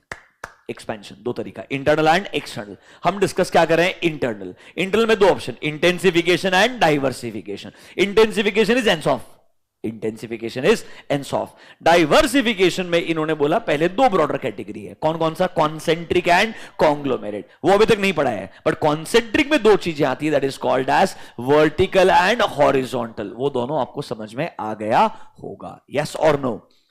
कॉन्सेंट्रिक का मतलब क्या होता है? कॉन्सेंट्रिक सर्कल्स आपने पढ़े होंगे स्कूल के अंदर, सिंपल चीज है, मतलब देयर इज समथिंग कॉमन। आप एक बिजनेस कर रहे हैं, आपने एक अच्छा टेक्नोलॉजी बिल्ड किया, आपने मे बी एक अच्छा डिस्ट्रीब्यूशन चैनल बनाया, आपने मे बी बढ़िया मार्केटिंग डिपार्टमेंट बनाया, या मे बी आपने एक अच्छा ब्रांड वैल्यू क्रिएट किया। इस ब्रांड वैल्यू के बेसिस पे, इस टेक्नोलॉजी के बेसिस पे, इस डिस्ट्रीब्यूशन चैनल के बेसिस पे मैं कोई नया प्रोडक्ट बेचना चाहता हूं। मैं क्या करना चाहता हूं? नया प्रोडक्ट बेच। Comedy BCom level example, Bournvita. Bournvita का पाउडर एंड बिस्किट अलग अलग प्रोडक्ट है। आप मतलब बिस्किट का चूरा करके बॉर्नविटा मिल्क में नहीं बना सकते हो। I mean you can do this, but I mean they are two different products altogether. I hope you are understanding this. मतलब bottom line, you can have maybe a common brand name, maybe you can have a common distribution channel। आप already एक product को बढ़िया से बेच रहे हो, अब आप कुछ ना कुछ कॉमन चीज को यूज करते हुए नए प्रोडक्ट में एंटर करना चाहते हो। मतलब कॉन्सेंट्रिक में I am a manufacturer and इस बार मैं ना इस लाइन से बाहर निकल करके कोई नया प्रोडक्ट बेचना चाहता हूं। क्या करना चाहता हूं? नया ही प्रोडक्ट। बट नया प्रोडक्ट ना मेरे एग्जिस्टिंग बिजनेस से कनेक्टेड है, मेरे एग्जिस्टिंग बिजनेस से क्या है? कनेक्टेड है। या तो टेक्नोलॉजी कॉमन होगा, या तो क्या होगा? Technology. Amazon Prime, can I say the Prime Video and the Prime Service, they are interconnected? When you take a Prime का subscription, I hope you know that, right? आपको नॉर्मल एक Amazon order पे prime delivery भी मिलता है और साथ साथ में प्राइम वीडियो का एक्सेस भी मिलता है कि नहीं मिलता है? कैन आई से technology is common, the brand name is common. कुछ ना कुछ आप एक कॉमन चीज बिल्ड कीजिए, उसके अराउंड नए नए बिजनेस बनाते जाइए। इट्स लाइक दिस, एक कुछ कॉमन ब्रांड नेम बिल्ड कर लो, टेक्नोलॉजी बिल्ड कर लो, उसके लिए पहले एक प्रोडक्ट बनाओ, उसको बेचो, सक्सेसफुल हुआ, सेम ब्रांड नेम के अंदर नए नए प्रोडक्ट ऐड करते जाओ, सबका सिनर्जी मिलेगा। क्या मिलेगा आपको? सिनर्जी मिलेगा। बट प्रोडक्ट अलग ही होगा, बट डिपेंडेंट रहेगा सेम टेक्नोलॉजी पे, सेम ब्रांड पे, या सेम डिस्ट्रीब्यूशन चैनल पे। कुछ ना कुछ क्या रहेगा? कॉमन रहेगा। मतलब you are entering into a new business, but the new business is still connected to your existing business in some or the other manner, then we will say diversification is called as concentric diversification। आइए एक दो line को mark कीजिएगा। concentric कब होगा? when the products are marked the word related। the new business, point number 2 is very very important। new business is linked to the existing business। या तो common process रहेगा, कॉमन टेक रहेगा, common marketing, common distribution channel, common brand name, it can be anything, but a new business has a connection or a relationship with the existing business. मतलब वो एक दूसरे से क्या होंगे? कनेक्टेड होंगे, ताकि हमें क्या मिलेगा? सिनर्जी बेनिफिट मिलेगा। ताकि हमें क्या मिलेगा? सिनर्जी बेनिफिट मिलेगा, क्योंकि एक चीज के नाम पे मल्टीपल चीज बेचने को आपको मिलेगा। This is called as concentric diversification. And इनके हिसाब से कॉन्सेंट्रिक को समझने के लिए समझना पड़ता है वर्टिकल एंड हॉरिजॉन्टल। मैं ये मानता हूं समझने के लिए वर्टिकल हॉरिजॉन्टल समझना पड़ता है, बट इसीलिए वर्टिकल हॉरिजॉन्टल कॉन्सेंट्रिक का पार्ट है ये बोलना गलत है। Vertical is different, horizontal is different. ये दोनों के बाद ही कॉन्सेंट्रिक समझेगा, क्योंकि कॉन्सेंट्रिक में हम इस प्रोडक्ट लाइन से बाहर जा रहे हैं, इस प्रोडक्ट लाइन से बाहर जा रहे हैं, बट वो एग्जिस्टिंग प्रोडक्ट से किसी ना किसी तरीके से क्या होगा? कनेक्टेड होगा। पॉइंट नंबर 2 को मार्क कीजिएगा, पॉइंट नंबर 4 को मार्क कीजिएगा। You should know these 2 points. ये नोट जो मैंने लिख के दिया है इसे इग्नोर कीजिएगा, ये मैंने डिफरेंशिएट करके लिख के दे दिया था, बट अब जब उन्होंने बोल दिया कॉन्सेंट्रिक में वर्टिकल हॉरिजॉन्टल आता है तो डिफरेंस तो उन्होंने पूछना नहीं चाहिए। पूछ भी लिया तो सुनो, वर्टिकल में सेम प्रोडक्ट प्रोसेस चेन होता है, कॉन्सेंट्रिक में से बाहर निकल जाओगे, यही डिफरेंस होता है। समझा क्या? Do you understand? Vertical, horizontal and concentric, something is common from there you are, it's like a spin off. पहले एक धंधा बनाया, एक चीज बिल्ड किया, अब यहां से आप अलग अलग चीजों बिल्ड कर। एग्जाम्पल यार, मैं इतने दिन तो सोच रहा था, फाइनली कल एक न्यूज आया, crate CRED acquired a new business. I forgot the name of the entity. एक बिजनेस को अक्वायर किया जो वेल्थ मैनेजमेंट का काम करता है। क्या करता है? Wealth management. तो बेसिकली उसने क्या किया, एक ऐप बिल्ड किया, दुनिया के जो अपने कंट्री के हाई नेटवर्थ इंडिविजुअल्स है उनको बोला क्रेडिट कार्ड का बिल यहाँ से पे करो, ताकि धीरे धीरे उनको आदत पड़ेगी। Now they are part of a platform. Do you get? मैं अब इस प्लेटफॉर्म के अंदर मैं ईटी मनी वाले फीचर्स लाके दूंगा। अब मैं बेसिकली बिजनेस मॉडल बिल्ड कर रहा हूं, अभी तक मैंने सिर्फ प्लेटफॉर्म बिल्ड किया था। अब कहना इसे इस प्लेटफॉर्म के अंदर बाकी चीजों को ऐड करते जाएगा, मिक्सर मैच खेलते जाएगा। Can I say it's concentric only? No. You build something, you bring a set of customers, and from there you try to provide them different types of products and services. Is this clear to you? I think 2 या 3 दिन पहले news आया acquisition का, they acquired it finally, मतलब वो wealth management में enter कर रहा है, बट ऑब्वियस चॉइस था। Do you understand this? Number 1 is concentric, vertical, horizontal. Can we go to the last one? सबसे ज्यादा प्रोबेबिलिटी इसकी है एग्जाम में आने की, कॉन्ग्लोमेरेट। क्योंकि उनको एग्जाम में क्वेश्चन पूछने में मजा आता है कि आप कुछ अलग ही कर रहे थे, अब कुछ एकदम ही नया करने के लिए जा रहे हो, ये कुछ तूफानी टाइप्स है, तो कौन सा डाइवर्सिफिकेशन है? Conglomerate is called as unrelated diversification. It is called as unrelated, मतलब सर कोई ऐसा नया धंधा करने के लिए जा रहे हो जिसका एग्जिस्टिंग बिजनेस से कोई रिलेशनशिप नहीं है, कोई कनेक्शन नहीं है, it's like a new product, new market. ये एनसॉफ के तरीके वाला डाइवर्सिफिकेशन है, जहां पे एग्जिस्टिंग बिजनेस से कोई भी रिलेशनशिप नहीं होगा। ये बहुत टफ होता है यार, मतलब बोलना बहुत आसान है, according to me this is the toughest possible job. Only small businesses ये नहीं करते हैं। जब एक बहुत बड़ा बिजनेस ग्रुप बन जाता है, you believe as a group you have lot of access to resources. अब आप नए नए इंडस्ट्री को टारगेट करते रहते हो, but at a small scale entering into a completely new business always is not a easy job, rather it's a very risky job. Read number 1, conglomerate, there is no linkage related to product, market और technology। मतलब नया business completely क्या होगा? Disjointed, मतलब completely unconnected होगा with the existing product और business, मतलब it's a completely unrelated diversification. Point number 1 को मार्क कर लीजिएगा for the meaning of conglomerate.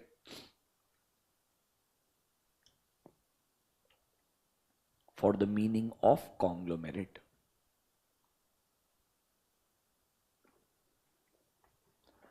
Her diversification के बारे में एक लॉजिकल सेंटेंस लिखना आना चाहिए। If you can write that, आप सही में कंफर्टेबल पोजीशन पर रहेंगे, बिकॉज 4 मार्क के लिए कॉन्ग्लोमेरेट नहीं पूछेगा। लिख भी दिया तो भी फर्स्ट पॉइंट के अराउंड ही 2 पॉइंट लिखने का। For example, there is no relationship between the existing products technology and the new products technology. थोड़ा सा एक्सप्लेनेशन फालतू का ऐड कर सकते हो, कोई एक आध एग्जांपल लिख सकते हो बाद में, बट नॉर्मली 4 मार्क का क्वेश्चन नहीं आएगा। वो सिचुएशन देगा जहां पे 2 अलग अलग डाइवर्सिफिकेशन होंगे, 2 मार्क कॉन्ग्लोमेरेट के लिए रहेगा और 2 मार्क कोई तो और दूसरा डाइवर्सिफिकेशन पूछेगा, वर्टिकल पूछेगा, हॉरिजॉन्टल पूछेगा। So you are expected to write maximum 2 points on a really higher side, not beyond that. अभी के लिए थोड़ा एक बार रिविजन करते हैं। कहां से शुरुआत किया था हमने? सबसे पहले एक्सपेंशन, उसमें 2 ऑप्शन थे, कौन कौन सा? Internal and external. अभी तक डिस्कस क्या हुआ? इंटरनल। उसमें क्या क्या है सर? इंटेंसिफिकेशन, उसमें एंस ऑफ आ रहा है क्या पूरा का पूरा? दूसरा क्या है? डाइवर्सिफिकेशन। डाइवर्सिफिकेशन क्यों करेंगे सर? हमारे पास एक्सेस फैसिलिटीज पड़े हैं, दे आर अनयूटिलाइज्ड, या सिनर्जिस्टिक एडवांटेज चाहिए। इसमें सर ब्रॉडर कैटेगरीज दो बना के दिए, कौन कौन सी? Concentric and conglomerate. कॉन्सेंट्रिक के अंदर क्या दो ऑप्शन दिए? Vertical and horizontal. वर्टिकल में दो ऑप्शन क्या है? Backward and forward. इतना समझा क्या? पक्का कंफर्म है? अब आ जाइए last one, that is called as expansion through innovation. ये डाइवर्सिफिकेशन का पार्ट नहीं है, पर मेरे हिसाब से एग्जाम के लिए सबसे इंपॉर्टेंट यही है। ये एडिशन है आपके सिलेबस में, वो आपको इनोवेशन करना सिखा रहे हैं।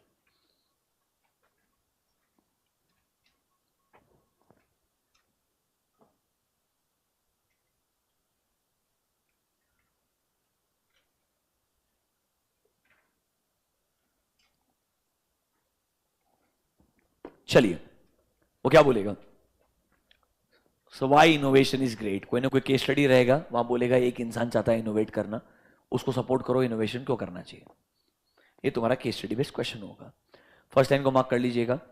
जब हम एग्जिस्टिंग प्रोडक्ट या प्रोसेसेस को अपग्रेड करना चाहते हैं, क्या करना चाहते हैं? अपग्रेड, मतलब we want to improve the existing way of doing business, your existing processes. क्यों इंप्रूव करना चाहते हैं सर? हर बिजनेस एक ही चीज चाहता है, प्रॉफिटेबिलिटी इंप्रूव होना चाहिए, मार्केट शेयर बढ़ना चाहिए, रेवेन्यू बढ़ना चाहिए। ये सब चीज अचीव करने के लिए हमें क्या चाहिए?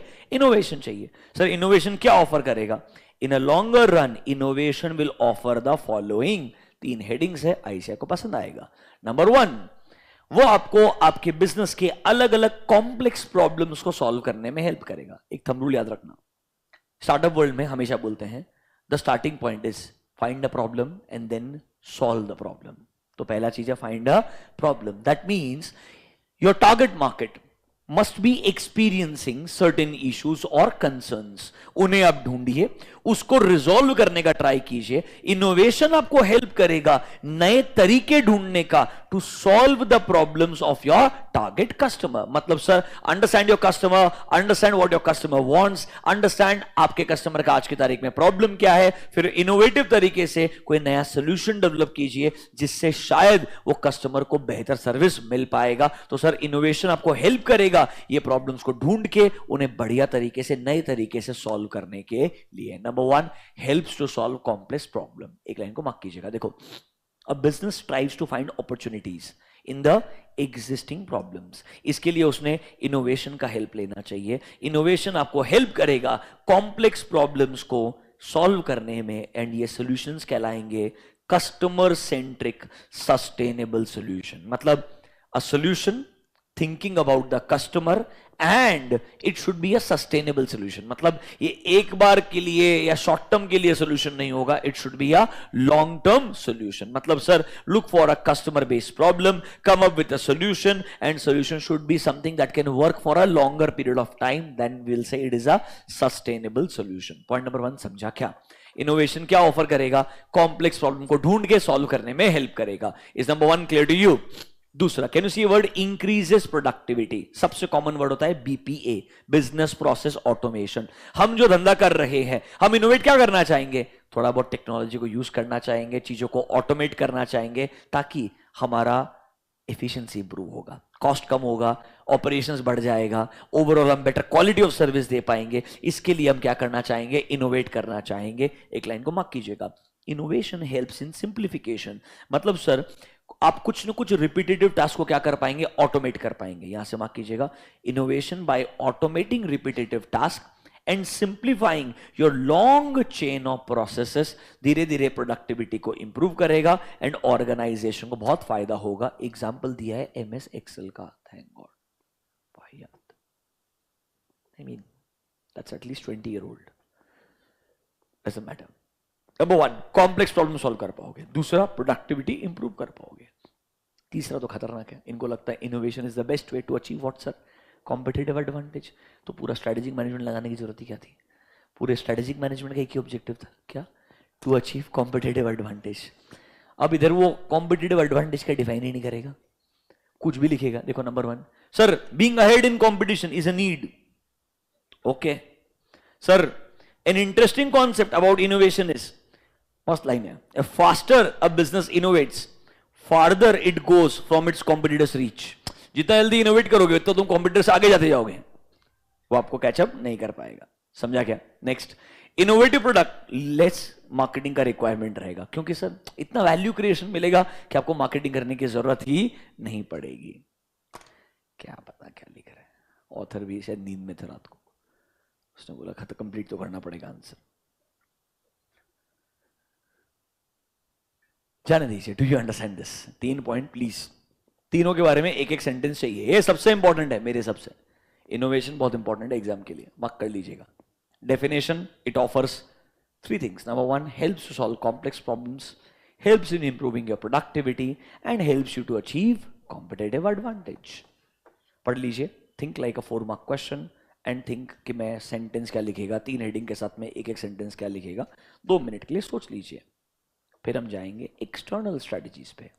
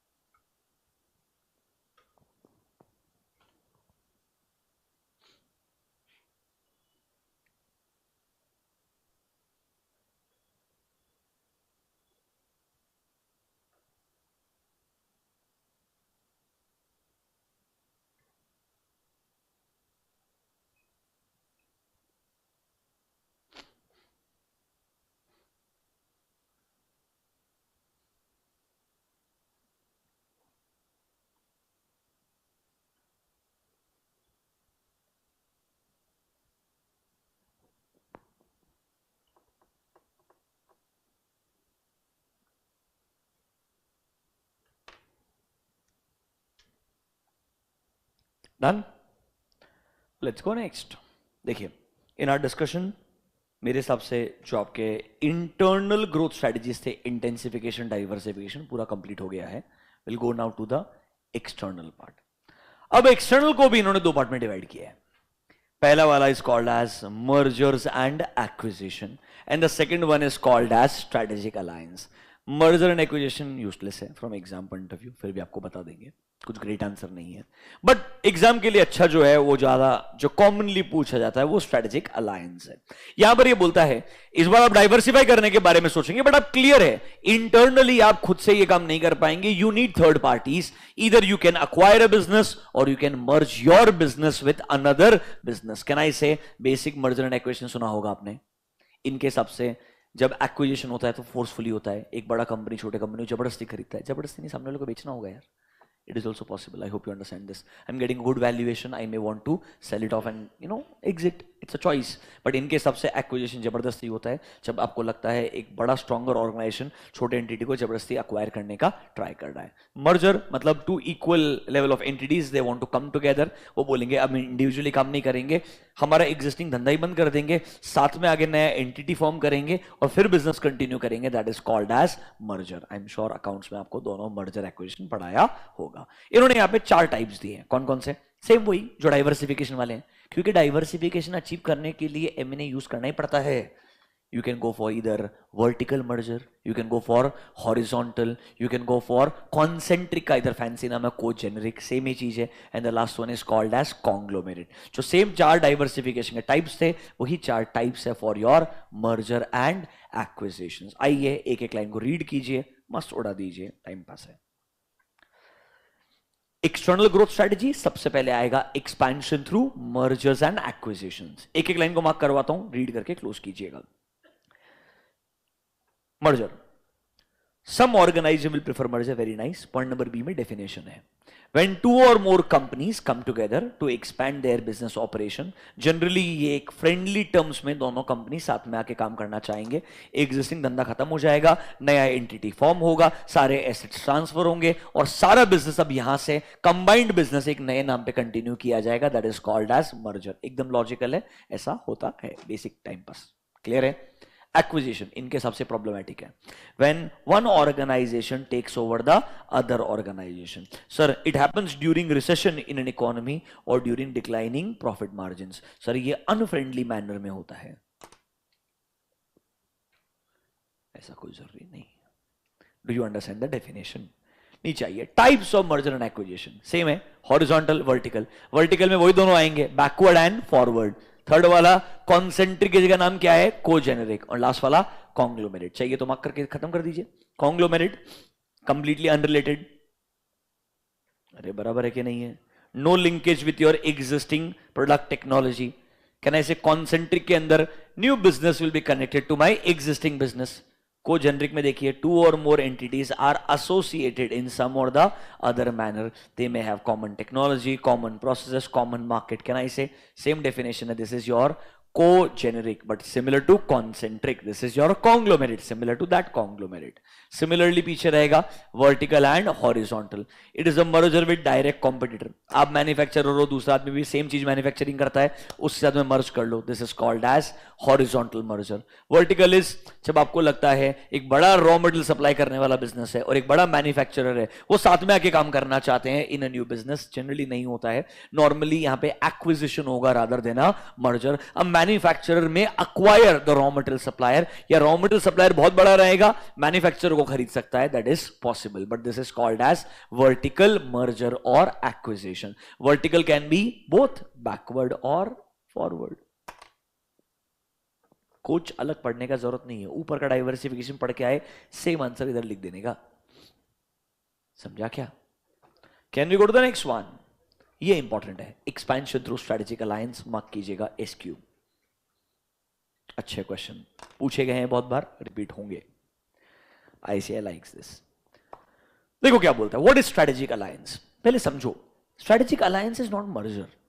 अलायंस में बोलता है दो कंपनी है, दोनों अपना बिजनेस ऑलरेडी बढ़िया से काम कर रही है, कोई एक कॉमन गोल रहेगा, कोई एक कॉमन ऑब्जेक्टिव रहेगा, उसके लिए वो साथ में आना चाहते हैं. इसका मतलब ये नहीं वो अपना एग्जिस्टिंग धंधा बंद कर देगा, नहीं.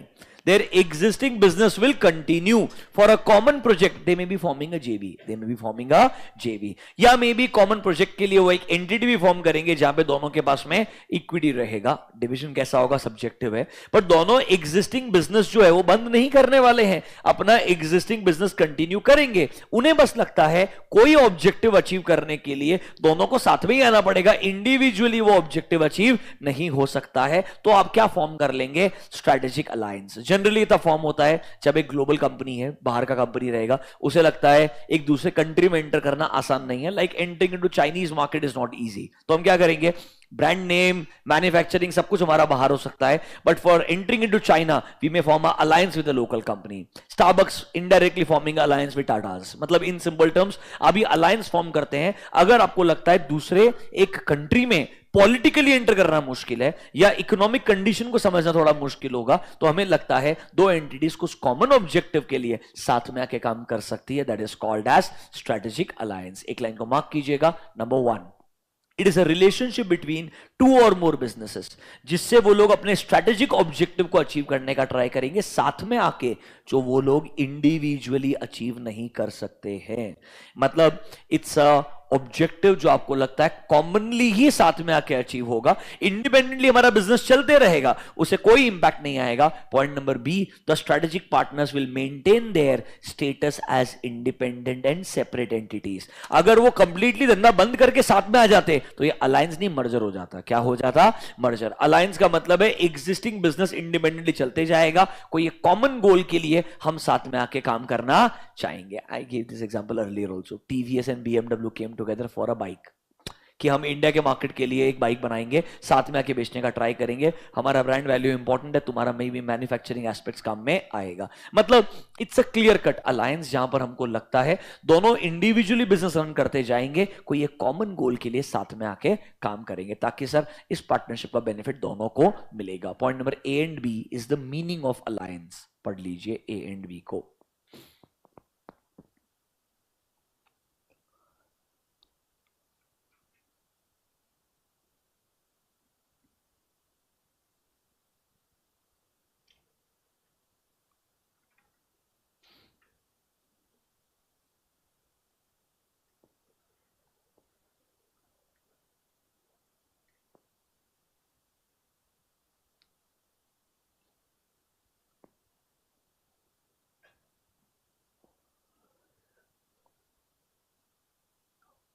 डन.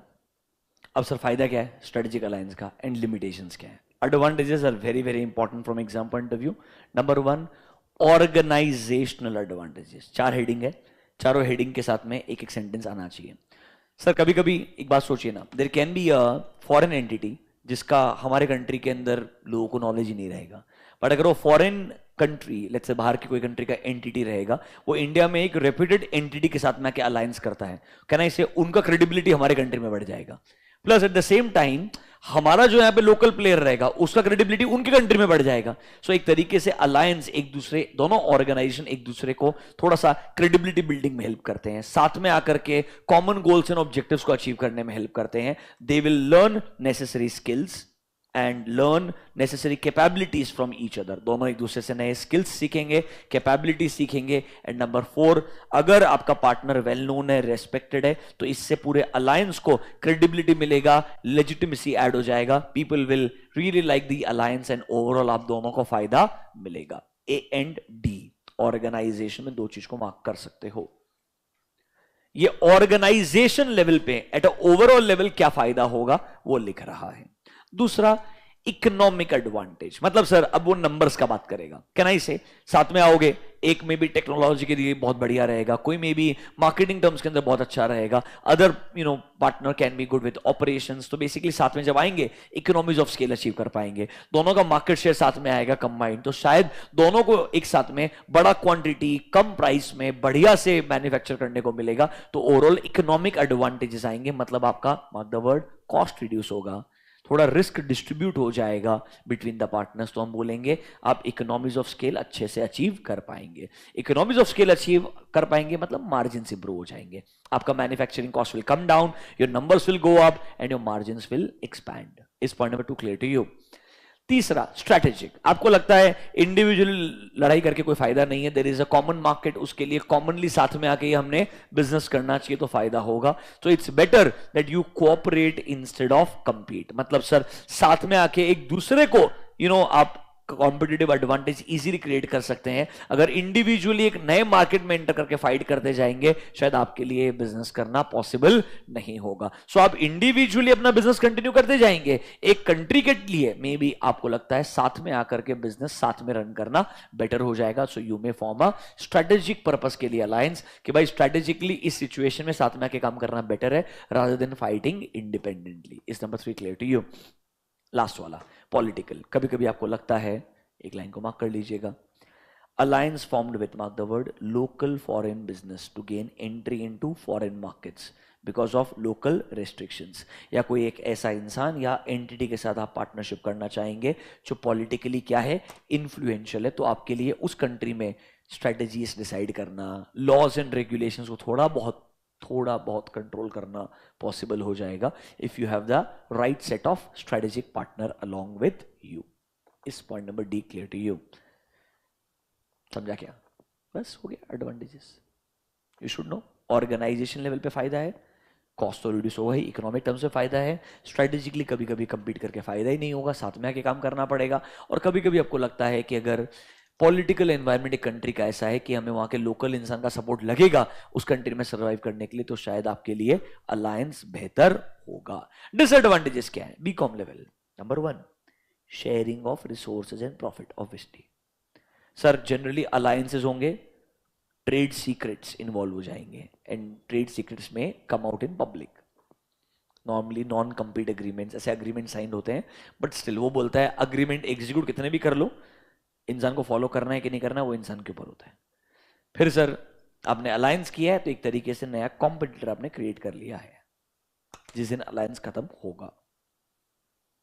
समझा क्या? This is your strategic alliance.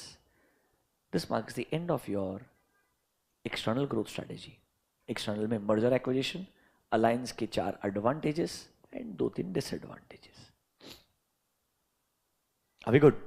This is your expansion strategy. 2 minute spend कर लीजिए, गो थ्रू कर लीजिए. Will finish the last one that is called as retrenchment. आखिरी है, खत्म कर देंगे.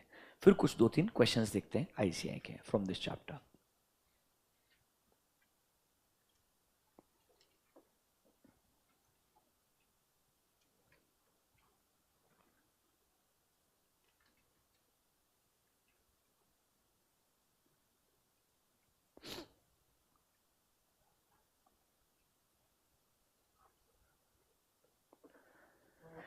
थिंक फाउंडेशन का रिजल्ट अभी तक नहीं है। डेंजरस है यार। सुबह से मतलब मुश्किल हो गया होगा बच्चे का, तो हालत खराब हो गया होगा।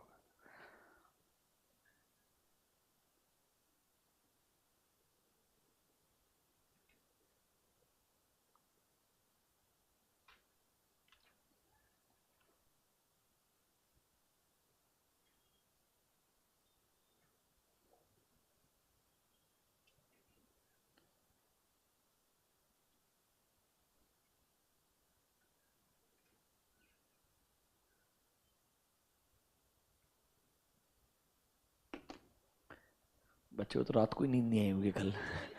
फाउंडेशन लेवल तो मतलब बहुत ही बुरा है।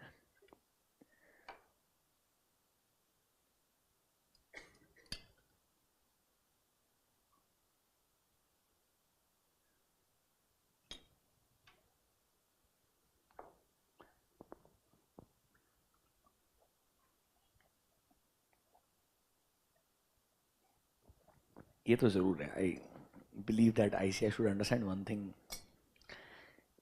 इतना बड़ा क्वांटिटी में वो डील नहीं कर रहे हैं।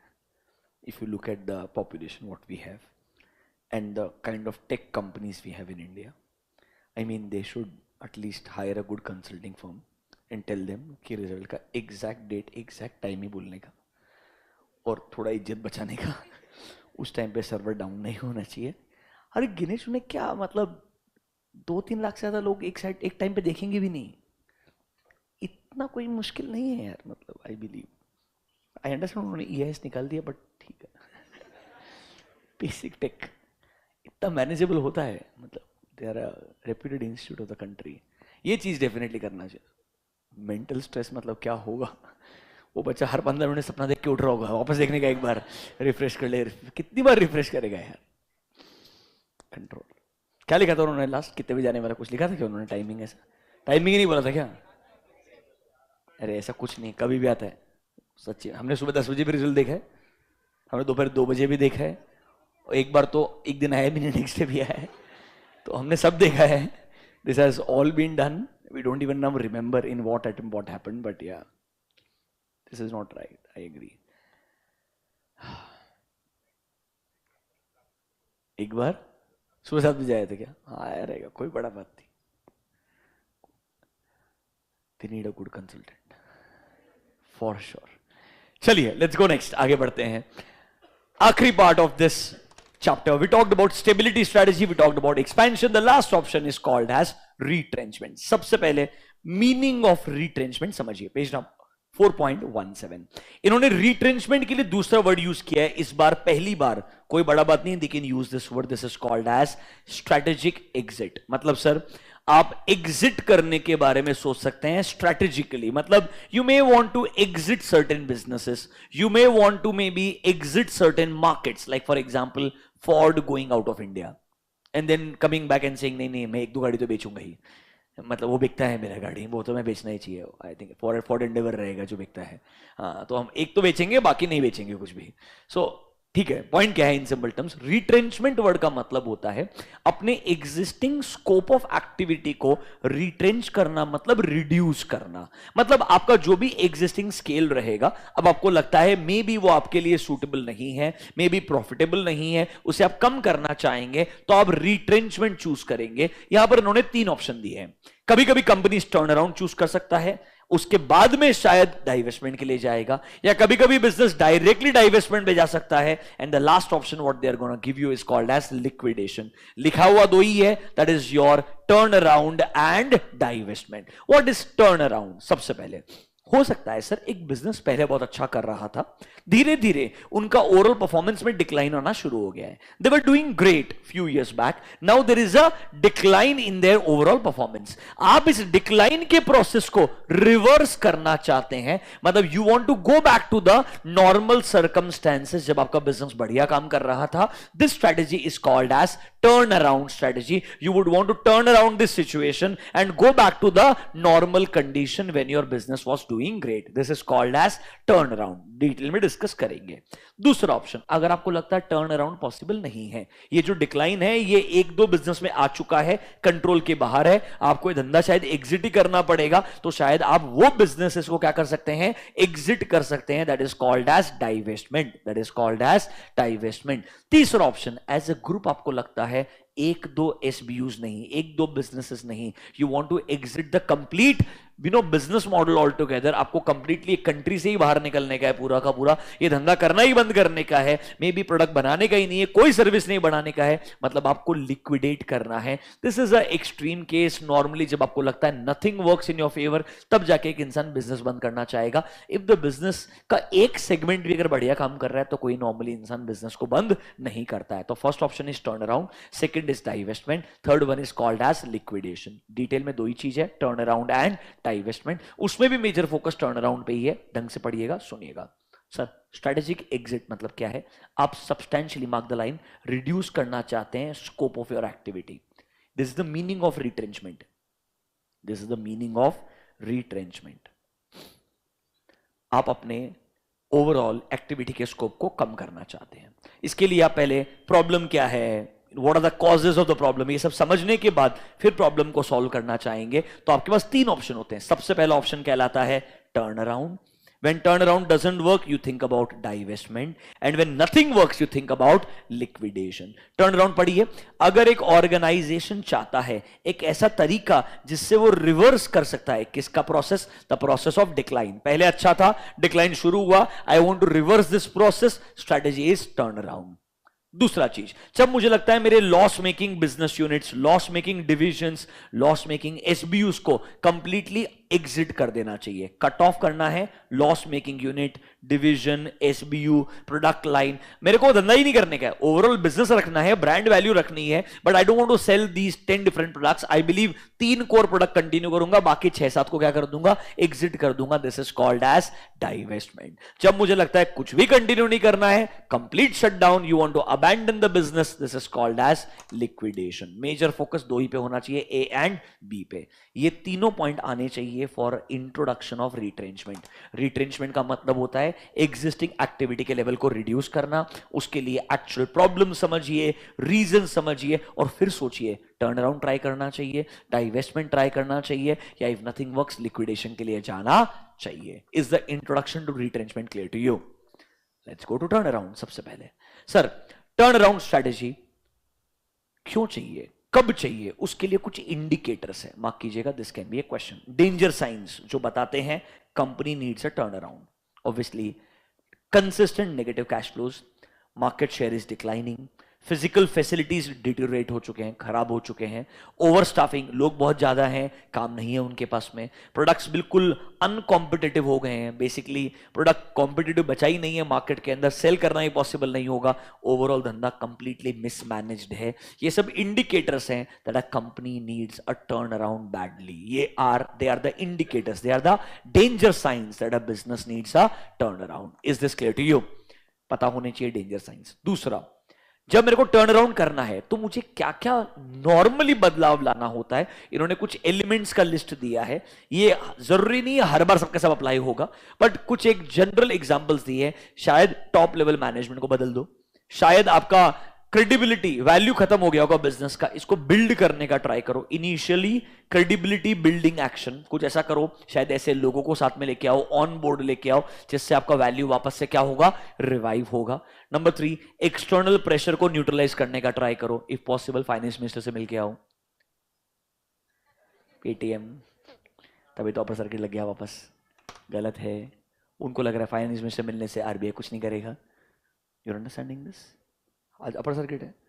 This is how the crazy world works. Next, identify quick pay off activities, मतलब जहां से आपको लगता है मस्ट जल्दी जल्दी इन्फ्लो आ सकता है, मतलब a new way so that I can generate positive cash flows, quick pay off activities. Next, cost reduction करने का ट्राई करो, रेवेन्यू जनरेट करने का ट्राई करो ऑब्वियसली, कुछ एसेट्स को बेचना पड़ेगा ताकि कैश जनरेट होगा, ताकि टर्न अराउंड हो पाएगा। टर्न अराउंड के लिए भी पैसा लगता है भाई, उसके लिए कुछ तो कैश लगेगा ना। फिर इंटरनल कोऑर्डिनेशन को इंप्रूव करो। ये कुछ एग्जांपल्स है, इनके थ्रू आप जनरली टर्न अराउंड कर सकते हैं। मेरे हिसाब से danger science and elements read करना पहले बहुत बार आते थे, पर जब से आईसीआई ने ये एक्शन प्लान लिख दिया, क्या लिख दिया, एक्शन, उनको बढ़िया 5 पॉइंट मिल गए, समझ रहे हो। तब से आईसीआई ने कभी पीछे देखा ही नहीं, सिर्फ एक्शन प्लान ही पूछा और उसका इतना वाहियात आंसर लिख के दिया है उन्होंने। आपको बताता हूं आईसीआई का सजेस्टेड आंसर कैसे बनाते हैं अभी के लिए। Do you understand this? ये एमसीक्यू के लिए इंपॉर्टेंट है। सर टर्न अराउंड अप्लाई करने का क्या करने का, करना तो बहुत कुछ चाहिए। आईसीआई के हिसाब से 5 हेडिंग है, हर हेडिंग के अंदर जो पहला लाइन लिखा है वो लिख देने का, भले वो लॉजिकल है नहीं है, टर्न अराउंड का आंसर पक्का है। इनके हिसाब से number 1 assessment of current problems, obviously root cause क्या है, एक्चुअल रीजंस क्या है, why the process of decline started, reverse करने के लिए प्रोसेस शुरू ही क्यों हुआ डिक्लाइन का, वो जानना जरूरी है। Number 1 get to the root causes and exactly कितना डैमेज हो चुका है। कहीं ऐसा तो नहीं है बियॉन्ड रिपेयर है, अगर बियॉन्ड रिपेयर है तो आगे जाके फायदा ही नहीं होगा, शायद धंधे को क्या कर देना चाहिए, डाइवेस्ट ही कर देना चाहिए। Number 1 is identification and assessment of current problem, root causes तक पहुंचो। नंबर ए लिखोगे काफी है। सिचुएशन को एनालाइज करो एंड डेवलप करो एक स्ट्रेटेजिक प्लान। मतलब सर प्रिलिमिनरी प्रॉब्लम्स क्या हैं, रूट कॉजेस क्या हैं, ढूंढने के बाद में क्या इसे रिजॉल्व किया जा सकता है, हमारे करंट स्ट्रेंथ्स वीकनेसेस क्या हैं, क्या ये एक्चुअली में प्रैक्टिकली पॉसिबल होगा इसे ओवरऑल रिजॉल्व करना, ये सोचना स्टेप नंबर 2 में लिखा है। जनरली ये स्टेप 1 का ही पार्ट होता है। देखिए क्या बोलता है सर, मेजर चेंजेस वगैरह लाने की क्या जरूरत है, कोई प्रिलिमिनरी एक्शन प्लान बनाइए, find out the strengths and weaknesses, जिससे शायद आपका ये एक स्ट्रेटेजिक प्लान बना करके आप अप्लाई कर पाएंगे। I would say point number B से प्रिलिमिनरी एक्शन प्लान पिक कर लेना, पॉइंट नंबर ई से develop a strategic plan and आप अपने गोल्स एंड एक्शंस बना करके उनको अचीव करने का ट्राई करें। ये पॉइंट नंबर ई लिख देंगे तो भी काम हो जाएगा। Next, implementing an emergency action plan. ये हर बार आता ही नहीं है। सुनो, कभी कभी हो सकता है एक बिजनेस में every day by not doing anything I am losing money, या every product which I sell I am selling it in loss. मतलब मैं ये प्रोडक्ट बनाने के लिए 100 रुपए कॉस्ट इनकर कर रहा हूं, बेचना पड़ रहा है 80 रुपए में। कहना इसे प्रोडक्ट बना के बेचना मतलब भाई I am making a loss of 20 rupee on every product. तो can I say this is your significant everyday loss, मतलब धंधा करना भी अपने आप में लॉस है। So not doing is better. Are you understanding this? Airline business सबसे कॉमन है। जब मेरे को मालूम है मेरा ऑक्यूपेंसी खत्म हो चुका है, मेरे चार्जेस बहुत ज्यादा बढ़ चुके हैं, मेरा ओवरऑल कॉस्ट इतना ज्यादा है कि मेरे को फ्लाइट उड़ाया तो लॉस हो जाएगा, तो कहना इसे मैंने फ्लाइट उड़ाने ही नहीं देना चाहिए, like jet Airways completely land कर देना चाहिए, पहले बिजनेस के ऑपरेशन को रोक देना चाहिए, because running a business is equal to losing money. So आपको ब्लीडिंग स्टॉप करना पड़ेगा, पहले वो एक्टिविटी को बंद करना पड़ेगा, फिर सोचना पड़ेगा इधर से रिवर्स हो सकता है क्या। तो this is called as implementing an emergency plan. अगर ऑर्गेनाइजेशन क्रिटिकल स्टेज में है, an appropriate action plan must be developed to stop, mark the word, bleeding and enable the organisation to survive. अगर मैं हर दिन और लॉस इनकर नहीं करूंगा तो शायद कुछ दिन बाद रिवाइव कर जाऊंगा, पर हर दिन ही अगर लॉस इनकर करते जाऊंगा तो बैंक बैलेंस ही खाली हो जाएगा, तो अल्टीमेटली टर्न अराउंड का स्कोप क्या हो जाएगा, और कम हो जाएगा। मतलब सर अगर क्रिटिकल स्टेज है तो आपको ब्लीडिंग स्टॉप करना चाहिए, मतलब हर दिन जो लॉस हो रहा है उसे रोकने का ट्राई करना चाहिए। फिर आपने पॉइंट नंबर सी, एक positive operating cash flow start करने का ट्राई करना चाहिए एज क्विकली एज पॉसिबल। अभी इजी नहीं होता, क्योंकि जब तक पॉजिटिव कैश फ्लो नहीं आएगा, होप नहीं आएगा बिजनेस के अंदर, तो वही एक्टिविटी शुरू करो जिससे पॉजिटिव कैश फ्लो, मतलब लॉस होने के बजाय हमको नेट इनफ्लो आ रहा है, अगर वो होगा तो शायद बिजनेस के अंदर थोड़ा सा आपका एनर्जी बिल्ड होना शुरू होगा कि ये बिजनेस रिवाइव हो सकता है। Number 1, find the root causes of the problem. General strategising करके एक एक्शन प्लान बनाओ, फिर उसे अप्लाई करने के बारे में सोचो। तीसरा, कभी कभी अगर क्रिटिकल स्टेज है तो आपको एक इमरजेंसी एक्शन प्लान बनाना पड़ेगा, जिसके लिए आप ब्लीडिंग को स्टॉप करना चाहोगे, लॉसेस को रोकना चाहोगे, और जल्द से जल्द एक पॉजिटिव ऑपरेटिंग कैश फ्लो बनाने का ट्राई करोगे, ताकि एक तरीके से अच्छा एनवायरमेंट बिल्ड होगा कि शायद टर्न अराउंड पॉसिबल है। पहला 3 स्टेप समझा क्या?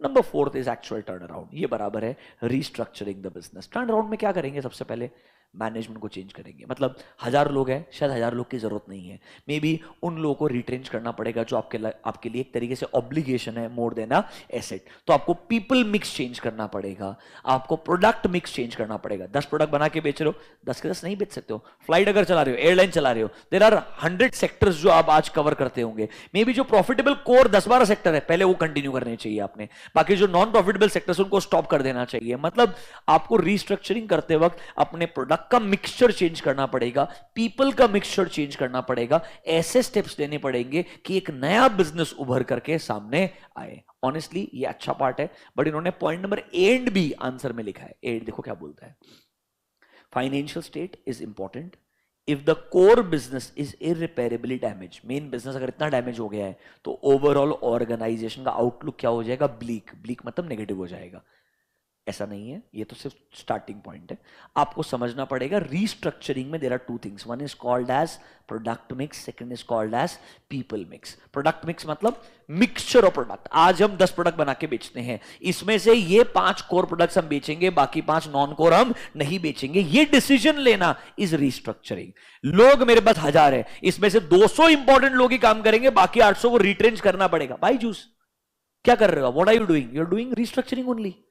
पहले आप इन्वेस्टर को लेकर के आते हो, टॉप लेवल पे नया पैसा लेके आते हो, वर्किंग कैपिटल थोड़ा बिल्ड करने का ट्राई करते हो, फिर आप बोलते हो जो जो सारे प्रोडक्ट्स थे सब कुछ बेचने का ट्राई नहीं करेंगे, जो हमारे पास इतने सारे लोग थे उनको रिटेंच करना पड़ेगा। Just retain limited people, focus on core business, इसको बोलते हैं रीस्ट्रक्चरिंग। इससे शायद आप धीरे धीरे रिवाइव होना क्या होंगे, शुरू होंगे। This is called as restructuring the business. And the last one is called as returning to normal. मतलब sir obviously you believe things are coming back to normal, आप धीरे धीरे स्टेबलाइज करेंगे और वापस से फ्यूचर में एक्सपेंशन के लिए जाएंगे। अगर लगता है टर्न अराउंड काम करता है, organisation has started showing the signs of profitability, बढ़िया आरओआई आ रहा है, इकोनॉमिक वैल्यू एडिशन हो रहा है, तो मतलब business is coming back to the normal condition. Are these 5 steps clear to you? This is your turn around strategy. Turn around के signs, elements and action plan आना चाहिए। एक्शन प्लान सबसे important है for a 5 mark question. I will show you the question also. Bleak का मतलब है negative बेटा। Last one, divestment. मतलब कुछ नहीं, यहां पे छोटे छोटे बिजनेसेस को आप एग्जिट करना शुरू कर देंगे। एक ही क्वेश्चन आ सकता है, डाइवेस्टमेंट कब सूटेबल होगा? 5 पॉइंट है, मार्क कर लीजिए। जब आपको लगता है आपने कोई बिजनेस खरीदा होगा, आपके एग्जिस्टिंग बिजनेस से वो मिसमैच है, काम में नहीं आ सकता है, उस धंधे को बेचना पड़ेगा। You may have to sell off that business. You bought a business, you believe it's something that cannot be integrated with my business, you may have to exit from that business. Number 2, आपको sir negative cash flows है consistently, आपको लगता है financial problem बहुत ज्यादा है, उस business को क्या कर दीजिए, डाइवेस्ट कर दीजिए। या सर कंपटीशन बहुत ज्यादा है एक इंडस्ट्री में, आपका प्रोडक्ट सर्वाइव ही नहीं कर पा रहा है, they are not able to cope up with the competition, divest करो, एग्जिट करो, नया बिजनेस चालू करो। या सर धंधे को कंटिन्यू करने के लिए टेक्नोलॉजिकल अपग्रेडेशन चाहिए, उसके लिए जो पैसा चाहिए वो आपके पास में नहीं है। मतलब सिंपल है, as a business group you are doing nice. For example Aditya Birla group is phenomenal, बढ़िया बैलेंस शीट है, कोई खराबी नहीं है। और मेरे को लगता है जो आइडिया वोडाफोन को सर्वाइव करने के लिए पैसा डालने का है, वो मैंने बाकी सब धंधा बेच के डाल के फायदा नहीं, it's not worth it, too much risk. So I may believe एक धंधा अगर मेरे लिए वैल्यू फॉर मनी नहीं है और बढ़िया पोटेंशियल नहीं लगता है उधर, तो मैं काहे को अपना सारा पैसा डालेगा उधर। He is still a billionaire. Mr. Kumar Mangalam Birla is a billionaire. पैसा बहुत है, but that does not mean you put all your money in that business specifically. It's not a compulsion. Every business has to be treated separately, and you have to always see इंसान अलग है, business अलग है, दोनों को साथ साथ में अटैच नहीं करना चाहिए, वरना इंसान भी business साथ जाएगा। You're understanding that? That doesn't make sense. कभी कभी टेक्नोलॉजिकल अपग्रेडेशन बहुत इंपॉर्टेंट है, उसके बिना सर्वाइव नहीं कर पाओगे, और आपको लगता है उसके लिए जो पैसा चाहिए वो आपके पास नहीं है, तो आप एग्जिट कर सकते हैं। लास्ट वाला opportunity cost, there is a better alternative for investment, तो चुपचाप एग्जिट कीजिए, जो बेटर ऑल्टरनेटिव है वहां पे जाइए। ये रीजंस हैं जब एक बिजनेस नॉर्मली क्या करना चाहेगा, डाइवेस्ट करना चाहेगा अपने कुछ यूनिट्स को, अपने कुछ एसबीयूज को। 5 पॉइंट इंपॉर्टेंट है, 2 मिनट पढ़ लीजिए। स्टेबिलिटी से तो ये डाइवेस्टमेंट भी ज्यादा इंपॉर्टेंट है।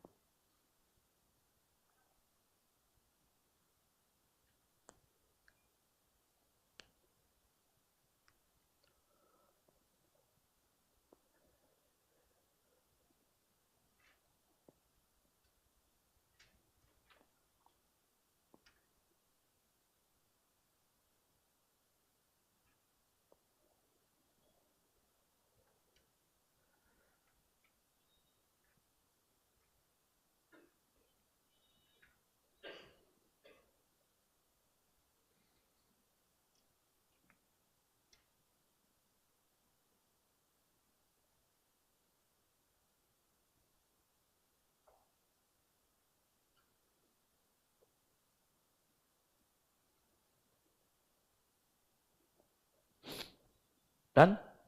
आगे एक क्वेश्चन है जो इरिटेटिंग बन जाएगा। मेजर रीजंस फॉर, तो पढ़ के जाओगे डाइवेस्टमेंट, वो पूछेगा रिट्रेंचमेंट। आंसर सेम है इनका, ऐसा होता नहीं है, इनके आंसर में ही बस सेम है। मेजर रीजंस फॉर रिट्रेंचमेंट में पढ़ना, पॉइंट नंबर CDEFG। कंट्रोल से कंट्रोल भी गलती से हो गया है वो, पर क्वेश्चन में अगर आया तो आंसर गलती से यही आंसर देना पड़ेगा, क्योंकि उनका हेडिंग का वो मैच होता है। तो आपको रीजंस पूछे डाइवेस्टमेंट के, रिट्रेंचमेंट के, टर्न अराउंड के, रीजंस लिखे 5, वो सही में है। ऐसा नहीं करना चाहिए उन्होंने, they should only ask about divestment, but they have given you, so I am just telling you. Is this clear to you? Liquidation लिखा ही नहीं है। कॉम्बिनेशन स्ट्रेटेजी जो फोर्थ स्ट्रेटेजी है, मतलब मेरे एक प्रोडक्ट के लिए स्टेबिलिटी सही होगा, एक प्रोडक्ट के लिए एक्सपेंशन सही होगा, एक प्रोडक्ट के लिए डाइवेस्टमेंट सही होगा, this is called as combination. This is the fourth strategy. पहला था स्टेबिलिटी, दूसरा था एक्सपेंशन, तीसरा था retrenchment, and the fourth one is combination. You can use a combination of any of these three और all three, depends on your business portfolio. एक के लिए एक्सपेंशन बढ़िया होगा, एक के लिए डाइवेस्टमेंट बढ़िया होगा, एक के लिए टर्न अराउंड बढ़िया होगा, और एक के लिए एक्सपेंशन बढ़िया होगा। What ever it is, you can make a combination choice. वो भी नहीं लिखा हुआ है आपके सिलेबस में, बस बता रहा हूं, that is your fourth strategy. समझा क्या? दैट्स इट, खत्म हो गया chapter. Can we go to questions? 5-10 minute spend करते हैं, इफ नॉट मच। इतना पढ़ लिया तो 2-3 क्वेश्चन भी देख लेते हैं। Chapter number 4, strategic choices. आइए कुछ क्वेश्चंस दिखाते हैं आपको, जो आपको ट्रबल करे वैसे वाले। चलो यहां से शुरू करते हैं। Read this question,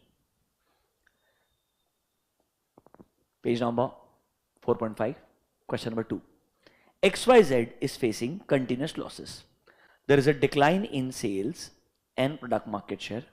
The product of a company has become uncompetitive and there is a persistent negative cash flow. बोल रहा है क्या? कुछ तो बड़े बड़े प्रॉब्लम्स है, वो बार बार मैच करेगा। Physical facilities are deteriorating and employees have low morale. At the board meeting, board members decided that they should continue the organization and adopt such measures such that the company functions properly. मतलब वो continue करना चाहते हैं। The board has decided to hire a young executive Shamli for improving the function. What corporate strategies should Shamli adopt and what steps they need to take? अब देखो problem ये पढ़ करके थोड़ा सा लगेगा डाइवेस्टमेंट की तरफ जाना है, क्योंकि प्रोडक्ट अनकॉम्पिटिटिव हो गया है, बट क्या बिजनेस कंटिन्यू करना चाहता है? मतलब अब डाइवेस्टमेंट तो मतलब बेचना हो गया, कंटिन्यू करने के लिए क्या ऑप्शन है? कौन सा? Turn around. तो आपको टर्न अराउंड क्या होता है बताना पड़ेगा और 5 स्टेप्स लिख के देने पड़ेंगे। देखो, XYZ is facing continuous losses, same पूरी कहानी रिपीट करेगा। इन सच सिनेरियो शामली में चूज टर्न अराउंड। इसमें हम प्रोसेस ऑफ डिक्लाइन को क्या करना चाहेंगे? रिवर्स करना चाहेंगे। ऑल्सो बोर्ड ने भी डिसाइड किया कंटिन्यू करने का, इसीलिए बेटर अप्रोच क्या होगा? Turn around. For success Shamli needs to focus on short term and long term financing needs. थोड़ा बहुत उसको प्रोडक्ट मिक्स चेंज करना पड़ेगा, पीपल मिक्स चेंज करना पड़ेगा, फालतू का लिखने का ट्राई किया। फिर लास्ट में देखो एक एक्शन प्लान बनाना चाहिए। Number 1, assessment of problem, analyse the situation, implementing an emergency plan. देखो रीस्ट्रक्चरिंग द बिजनेस का बेस्ट आंसर है। If the core business is irreparably damaged it may become bleak. बोला था ना, वो रिस्ट्रक्चरिंग नहीं होता है, रिस्ट्रक्चरिंग होता है पीपी मिक्स चेंज करना, product mix and people mix change करना। And the last one is returning to normal. Did you understand the question? Will you be able to write the answer? Logical एकदम। चलिए एक question और पढ़ते हैं। Read number 1, very tough. Gautam and Siddharth, 2 brothers, okay, are the owners of cloth manufacturing unit located in Faridabad. They are doing well and they have substantial surplus funds available within the business. पैसा है.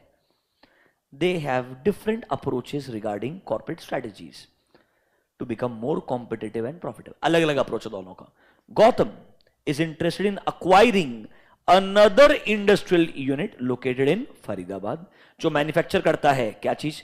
Permanent marker, notebook, pencil sharpener, envelope, बहुत सारी चीजें बनाता है। हमारा main business क्या है currently? Cloth manufacturing. Can I से कंप्लीटली अनरिलेटेड बिजनेस खरीदने के बारे में बात कर रहा है। On the other end Siddharth क्या बोलता है, they want to start another unit to produce readymade garments. क्या बनाना चाहते हैं, रेडीमेड गारमेंट। एग्जिस्टिंग बिजनेस क्या क्लोथिंग बिजनेस ही है क्या, कहना इसे एक चाहता है रिलेटेड डाइवर्सिफिकेशन, एक चाहता है अनरिलेटेड। अनरिलेटेड में तो एक ही ऑप्शन है कॉन्ग्लोमेरेट, और अनरिलेटेड में तो एक ही ऑप्शन है कौन सा, कॉन्ग्लोमेरेट। और ये क्लोथिंग बिजनेस के अंदर ही आगे बढ़ना चाहता है। देखो पहला वाला चीज है क्लोथिंग, मतलब क्लॉथ कपड़ा बनाता है, और कपड़े का भी वो क्या करेगा, रेडीमेड गारमेंट में कन्वर्जन करेगा। तो वर्टिकल डाइवर्सिफिकेशन आ जाएगा क्या। देखो पहले Gautam wishes to diversify, that is not related to the existing business, he is interested in acquiring another business, can I say it is not related to existing product। ये कौन सा diversification हो गया, conglomerate.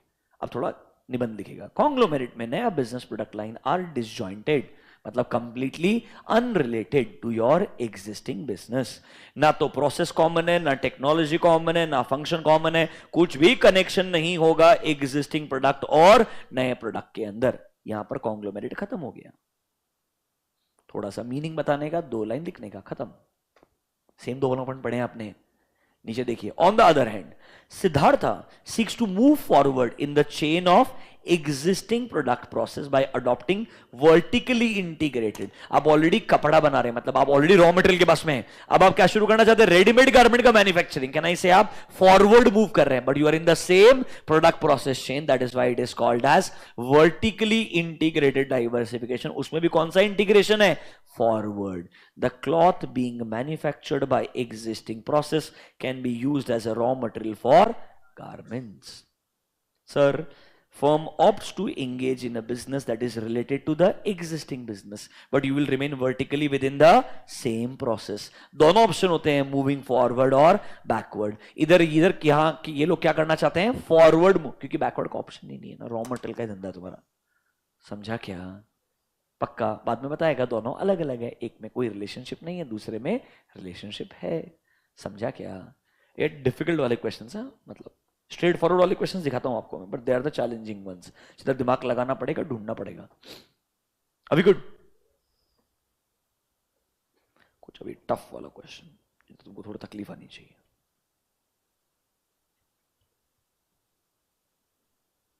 ये तो हेडिंग पढ़ के answer बताऊंगा भी नहीं तुमको।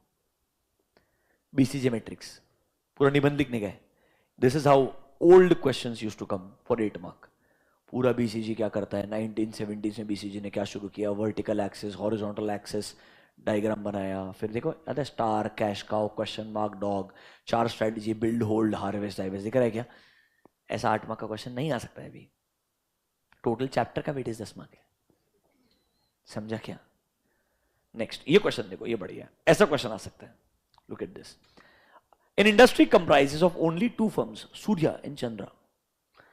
From the following information relating to Surya, prepare BCG matrix। खुद बोल दिया BCG बनाने का, मतलब दूसरा लगाने का ट्राई करने का नहीं। ठीक है, चलो क्या क्या प्रोडक्ट है तुम्हारे पास, 4, ABCD। रेवेन्यू कितना है, 64250 lakhs, 12.5 CR।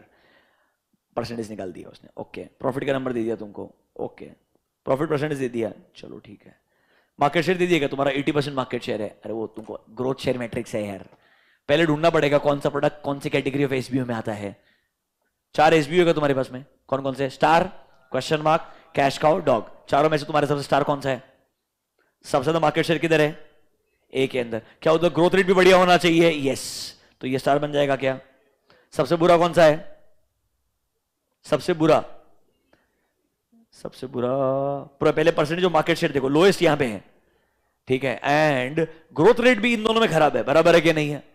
तो कैन आई से इधर तेरा मार्केट शेयर भी खराब है एंड तेरा ग्रोथ रेट भी नेगेटिव के अंदर है। ग्रोथ रेट भी किसमें है, नेगेटिव में। It sounds like a question, it sounds like a dog, yes और नो। फिर अभी क्वेश्चन आता है बाकी 2। अब देखो ये एग्जामिनर चाहता है 4 प्रोडक्ट है, 4 कैटेगरी है, हर प्रोडक्ट को कोई ना कोई अलग कैटेगरी में डालना पड़ेगा। इसे रियल लाइफ में नहीं होता है। I may have 2 stars, I may have all dogs, I you understanding this. जरूरी नहीं है कि 4 है तो 4 अलग अलग एलोकेशन होंगे, पर इधर ये ऑथर वैसे सोचता है, ठीक है। तो तुमको स्टार मिल गया, तुमको डॉग मिल गया, क्वेश्चन मार्क ढूंढो जरा। इधर क्वेश्चन मार्क में सोचो, ग्रोथ पोटेंशियल बढ़िया होना चाहिए बट तुम्हारा मार्केट शेयर कम होना चाहिए। इसको लगता है ये 40 मार्केट शेयर कम है क्योंकि ऊपर 80 है ना, बट ग्रोथ पोटेंशियल तो पॉजिटिव है ना 10%, तो इसलिए ये क्या बन जाएगा तुम्हारा, क्वेश्चन मार्क। ऐसा नहीं होता है, घटिया तरीका है एकदम। पर एग्जाम का क्वेश्चन सॉल्व करने का ही तरीका है। आई एम सॉरी, मेरे को ऐसा नहीं पढ़ाने का, मेरे पास कोई ऑप्शन नहीं है। आखिर क्या बचा? सी में क्या सिचुएशन है तुम्हारा? मार्केट शेयर 60 है, 40 से बेटर है कि नहीं है? कैश काउ में तो मार्केट शेयर अच्छा होना चाहिए, ग्रोथ रेट -20। कुछ भी बोलता है। ये उनके 4 कैटेगरीज है, देखो जरा क्या समझाने का रहा है इसे। किसी ने बोल दिया प्रैक्टिकल क्वेश्चन चाहिए मेरे को, तो उसने बोला ठीक है मैं बहुत प्रैक्टिकल क्वेश्चन बनाऊंगा। This is how a practical question in SM can be asked. Do you understand ABC? देखो कुछ भी उसने ऐसा नहीं बोला कि एक खाली है, कोई आपके पास कैश का है ही नहीं, ऐसा हो ही नहीं सकता ना। 4 ऑप्शन दिए, चारों 4 होने चाहिए, इसलिए 4 प्रोडक्ट दिए। चलो अब एक क्वेश्चन, ठीक है, बीसीजी मैट्रिक्स सबसे तुमने प्लॉटिंग कर दिया, अब तुम क्या करोगे? बताओगे ना कि ए तुम्हारा क्या है, बी तुम्हारा क्या है, C is what, D is what, market share ज्यादा है, ग्रोथ रेट कैसा है, मतलब which one is star, which one is question mark, which one is your cash cow and which one is dog. समझा क्या? क्वेश्चन नंबर 9, ये direct questions है जो जनरली आएंगे। एंसॉफ याद है क्या? Market penetration, market development, product development and diversification, बराबर है? This is one way of asking question, directly चारों के बारे में एक एक लाइन लिख देने का। या फिर क्वेश्चन आएगा ऐसा, ये मेरे को अच्छा लगा, in the context of Ansoff product market growth matrix identify with reasons the type of growth strategies followed. अब एंसॉफ है तो स्ट्रेटेजी ग्रोथ ही होगी, अरे एंसॉफ है तो स्ट्रेटेजी ग्रोथ ही होगी, एंड एंसॉफ ने 4 ही ऑप्शन दिए थे, मतलब इनमें कोई ना कोई मार्केट पेनिट्रेशन हो सकता है, कोई मार्केट डेवलपमेंट हो सकता है, कोई प्रोडक्ट डेवलपमेंट हो सकता है, एंड कोई डाइवर्सिफिकेशन। पहला वाला देखो, a leading producer of toothpaste advises its customer to brush teeth twice to keep the breath fresh। ज्यादा कंज्यूम करवाना चाहते हैं, क्या ना ऐसे प्रोडक्ट सेम ही बेचना चाहते हैं, इनके हिसाब से ये मार्केट पेनिट्रेशन है ऑब्वियसली। दूसरा वाला, can you see a business giant in a hotel industry, let's say Marriott, decides to enter into dairy business, why? But I don't know. Can I say suddenly एक धंधे से आप completely बाहर जाना चाहते हैं, ये sounds like a new business, new market. अरे हाँ या ना? साउंड्स लाइक अ डाइवर्सिफिकेशन, अरे sounds like a diversification. Number 3, one of India's premier utility vehicle manufacturing company, कुछ तो प्रोडक्ट बनाता है, ventures to for into foreign markets, product same बनाएगा नए मार्केट में, कहने से मार्केट डेवलपमेंट, लास्ट वाले में प्रोडक्ट डेवलपमेंट कर देगा। उससे अलग क्या क्रिएटिव हो सकता है? मतलब अब सोचो ऐसा क्वेश्चन अगर आया तो तुम टैलेंटेड होना चाहिए, that how can you go wrong. हाँ, एक इंपॉर्टेंट चीज, ढूंढने के बाद एक सेंटेंस वही लिखना पड़ेगा, existing product into existing market, इसके लिए अग्रेसिव सेल्स प्रमोशन टेक्निक लगेगा। 1 सेंटेंस लिखना आना चाहिए, इसीलिए जो मॉड्यूल में लिखा वो तो पढ़ना पड़ता, सब क्वेश्चन ऐसा नहीं आएगा। हाँ, ऐसा फिर भी कंपेरेटिवली मेरे को बेटर लगता है, अगर पेपर में आया तो एटलीस्ट एप्लीकेशन तो है। Are we good? Question number 12, last, 5 o'clock हो गया, ज्यादा ही हो गया आज। GWA, a leading Japan-based automobile company, decides to make India a hub for company's 250cc motorcycle to be manufactured in collaboration with TVS की जगह TBR Group। Japan, BMW is not Japan, German है, but ठीक है। A leading Indian motorcycle manufacturer, the production is to be exported to the company's home market as well as to the African countries। Basically एक product बनाएंगे, Japanese company है Indian company के साथ में collaboration में साथ में आके बाइक बनाना चाहता है। स्ट्रेटेजिक अलायंस है क्या? देखो ना, what is this growth strategy called? Strategic alliance. अच्छा, दूसरा चीज, अगर मेरे को स्ट्रेटेजिक अलायंस नहीं भी पता होता तो भी क्वेश्चन में देखो, point out the most important advantages for both the companies. किधर भी एडवांटेजेस नहीं, और अरे कॉन्ग्लोमेरेट तुम्हारा किधर भी कोई एडवांटेजेस दिए क्या 4 पॉइंट बराबर से? तो एडवांटेजेस तो एक ही में थे, किसमें? स्ट्रेटेजिक अलायंस में। अलायंस ढूंढने का, डेफिनेशन लिखने का, और 4 advantages, organisational, economic, strategic and political. तो आईसीआई का आंसर सॉल्व करने के लिए उनके हिसाब का नॉलेज चाहिए। I hope you understand this. According to me, जो बेस्ट से बेस्ट बिजनेस प्रोफेसर है, they can also fail if given the ICI paper and you have to write according to the ICI suggested answers. Sorry, no offense. Are we good? this marks the end of chapter number 4. We're done with 1 and 4. Thank you. We'll go over 3.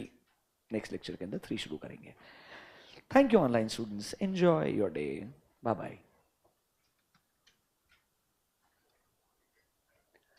Thank you.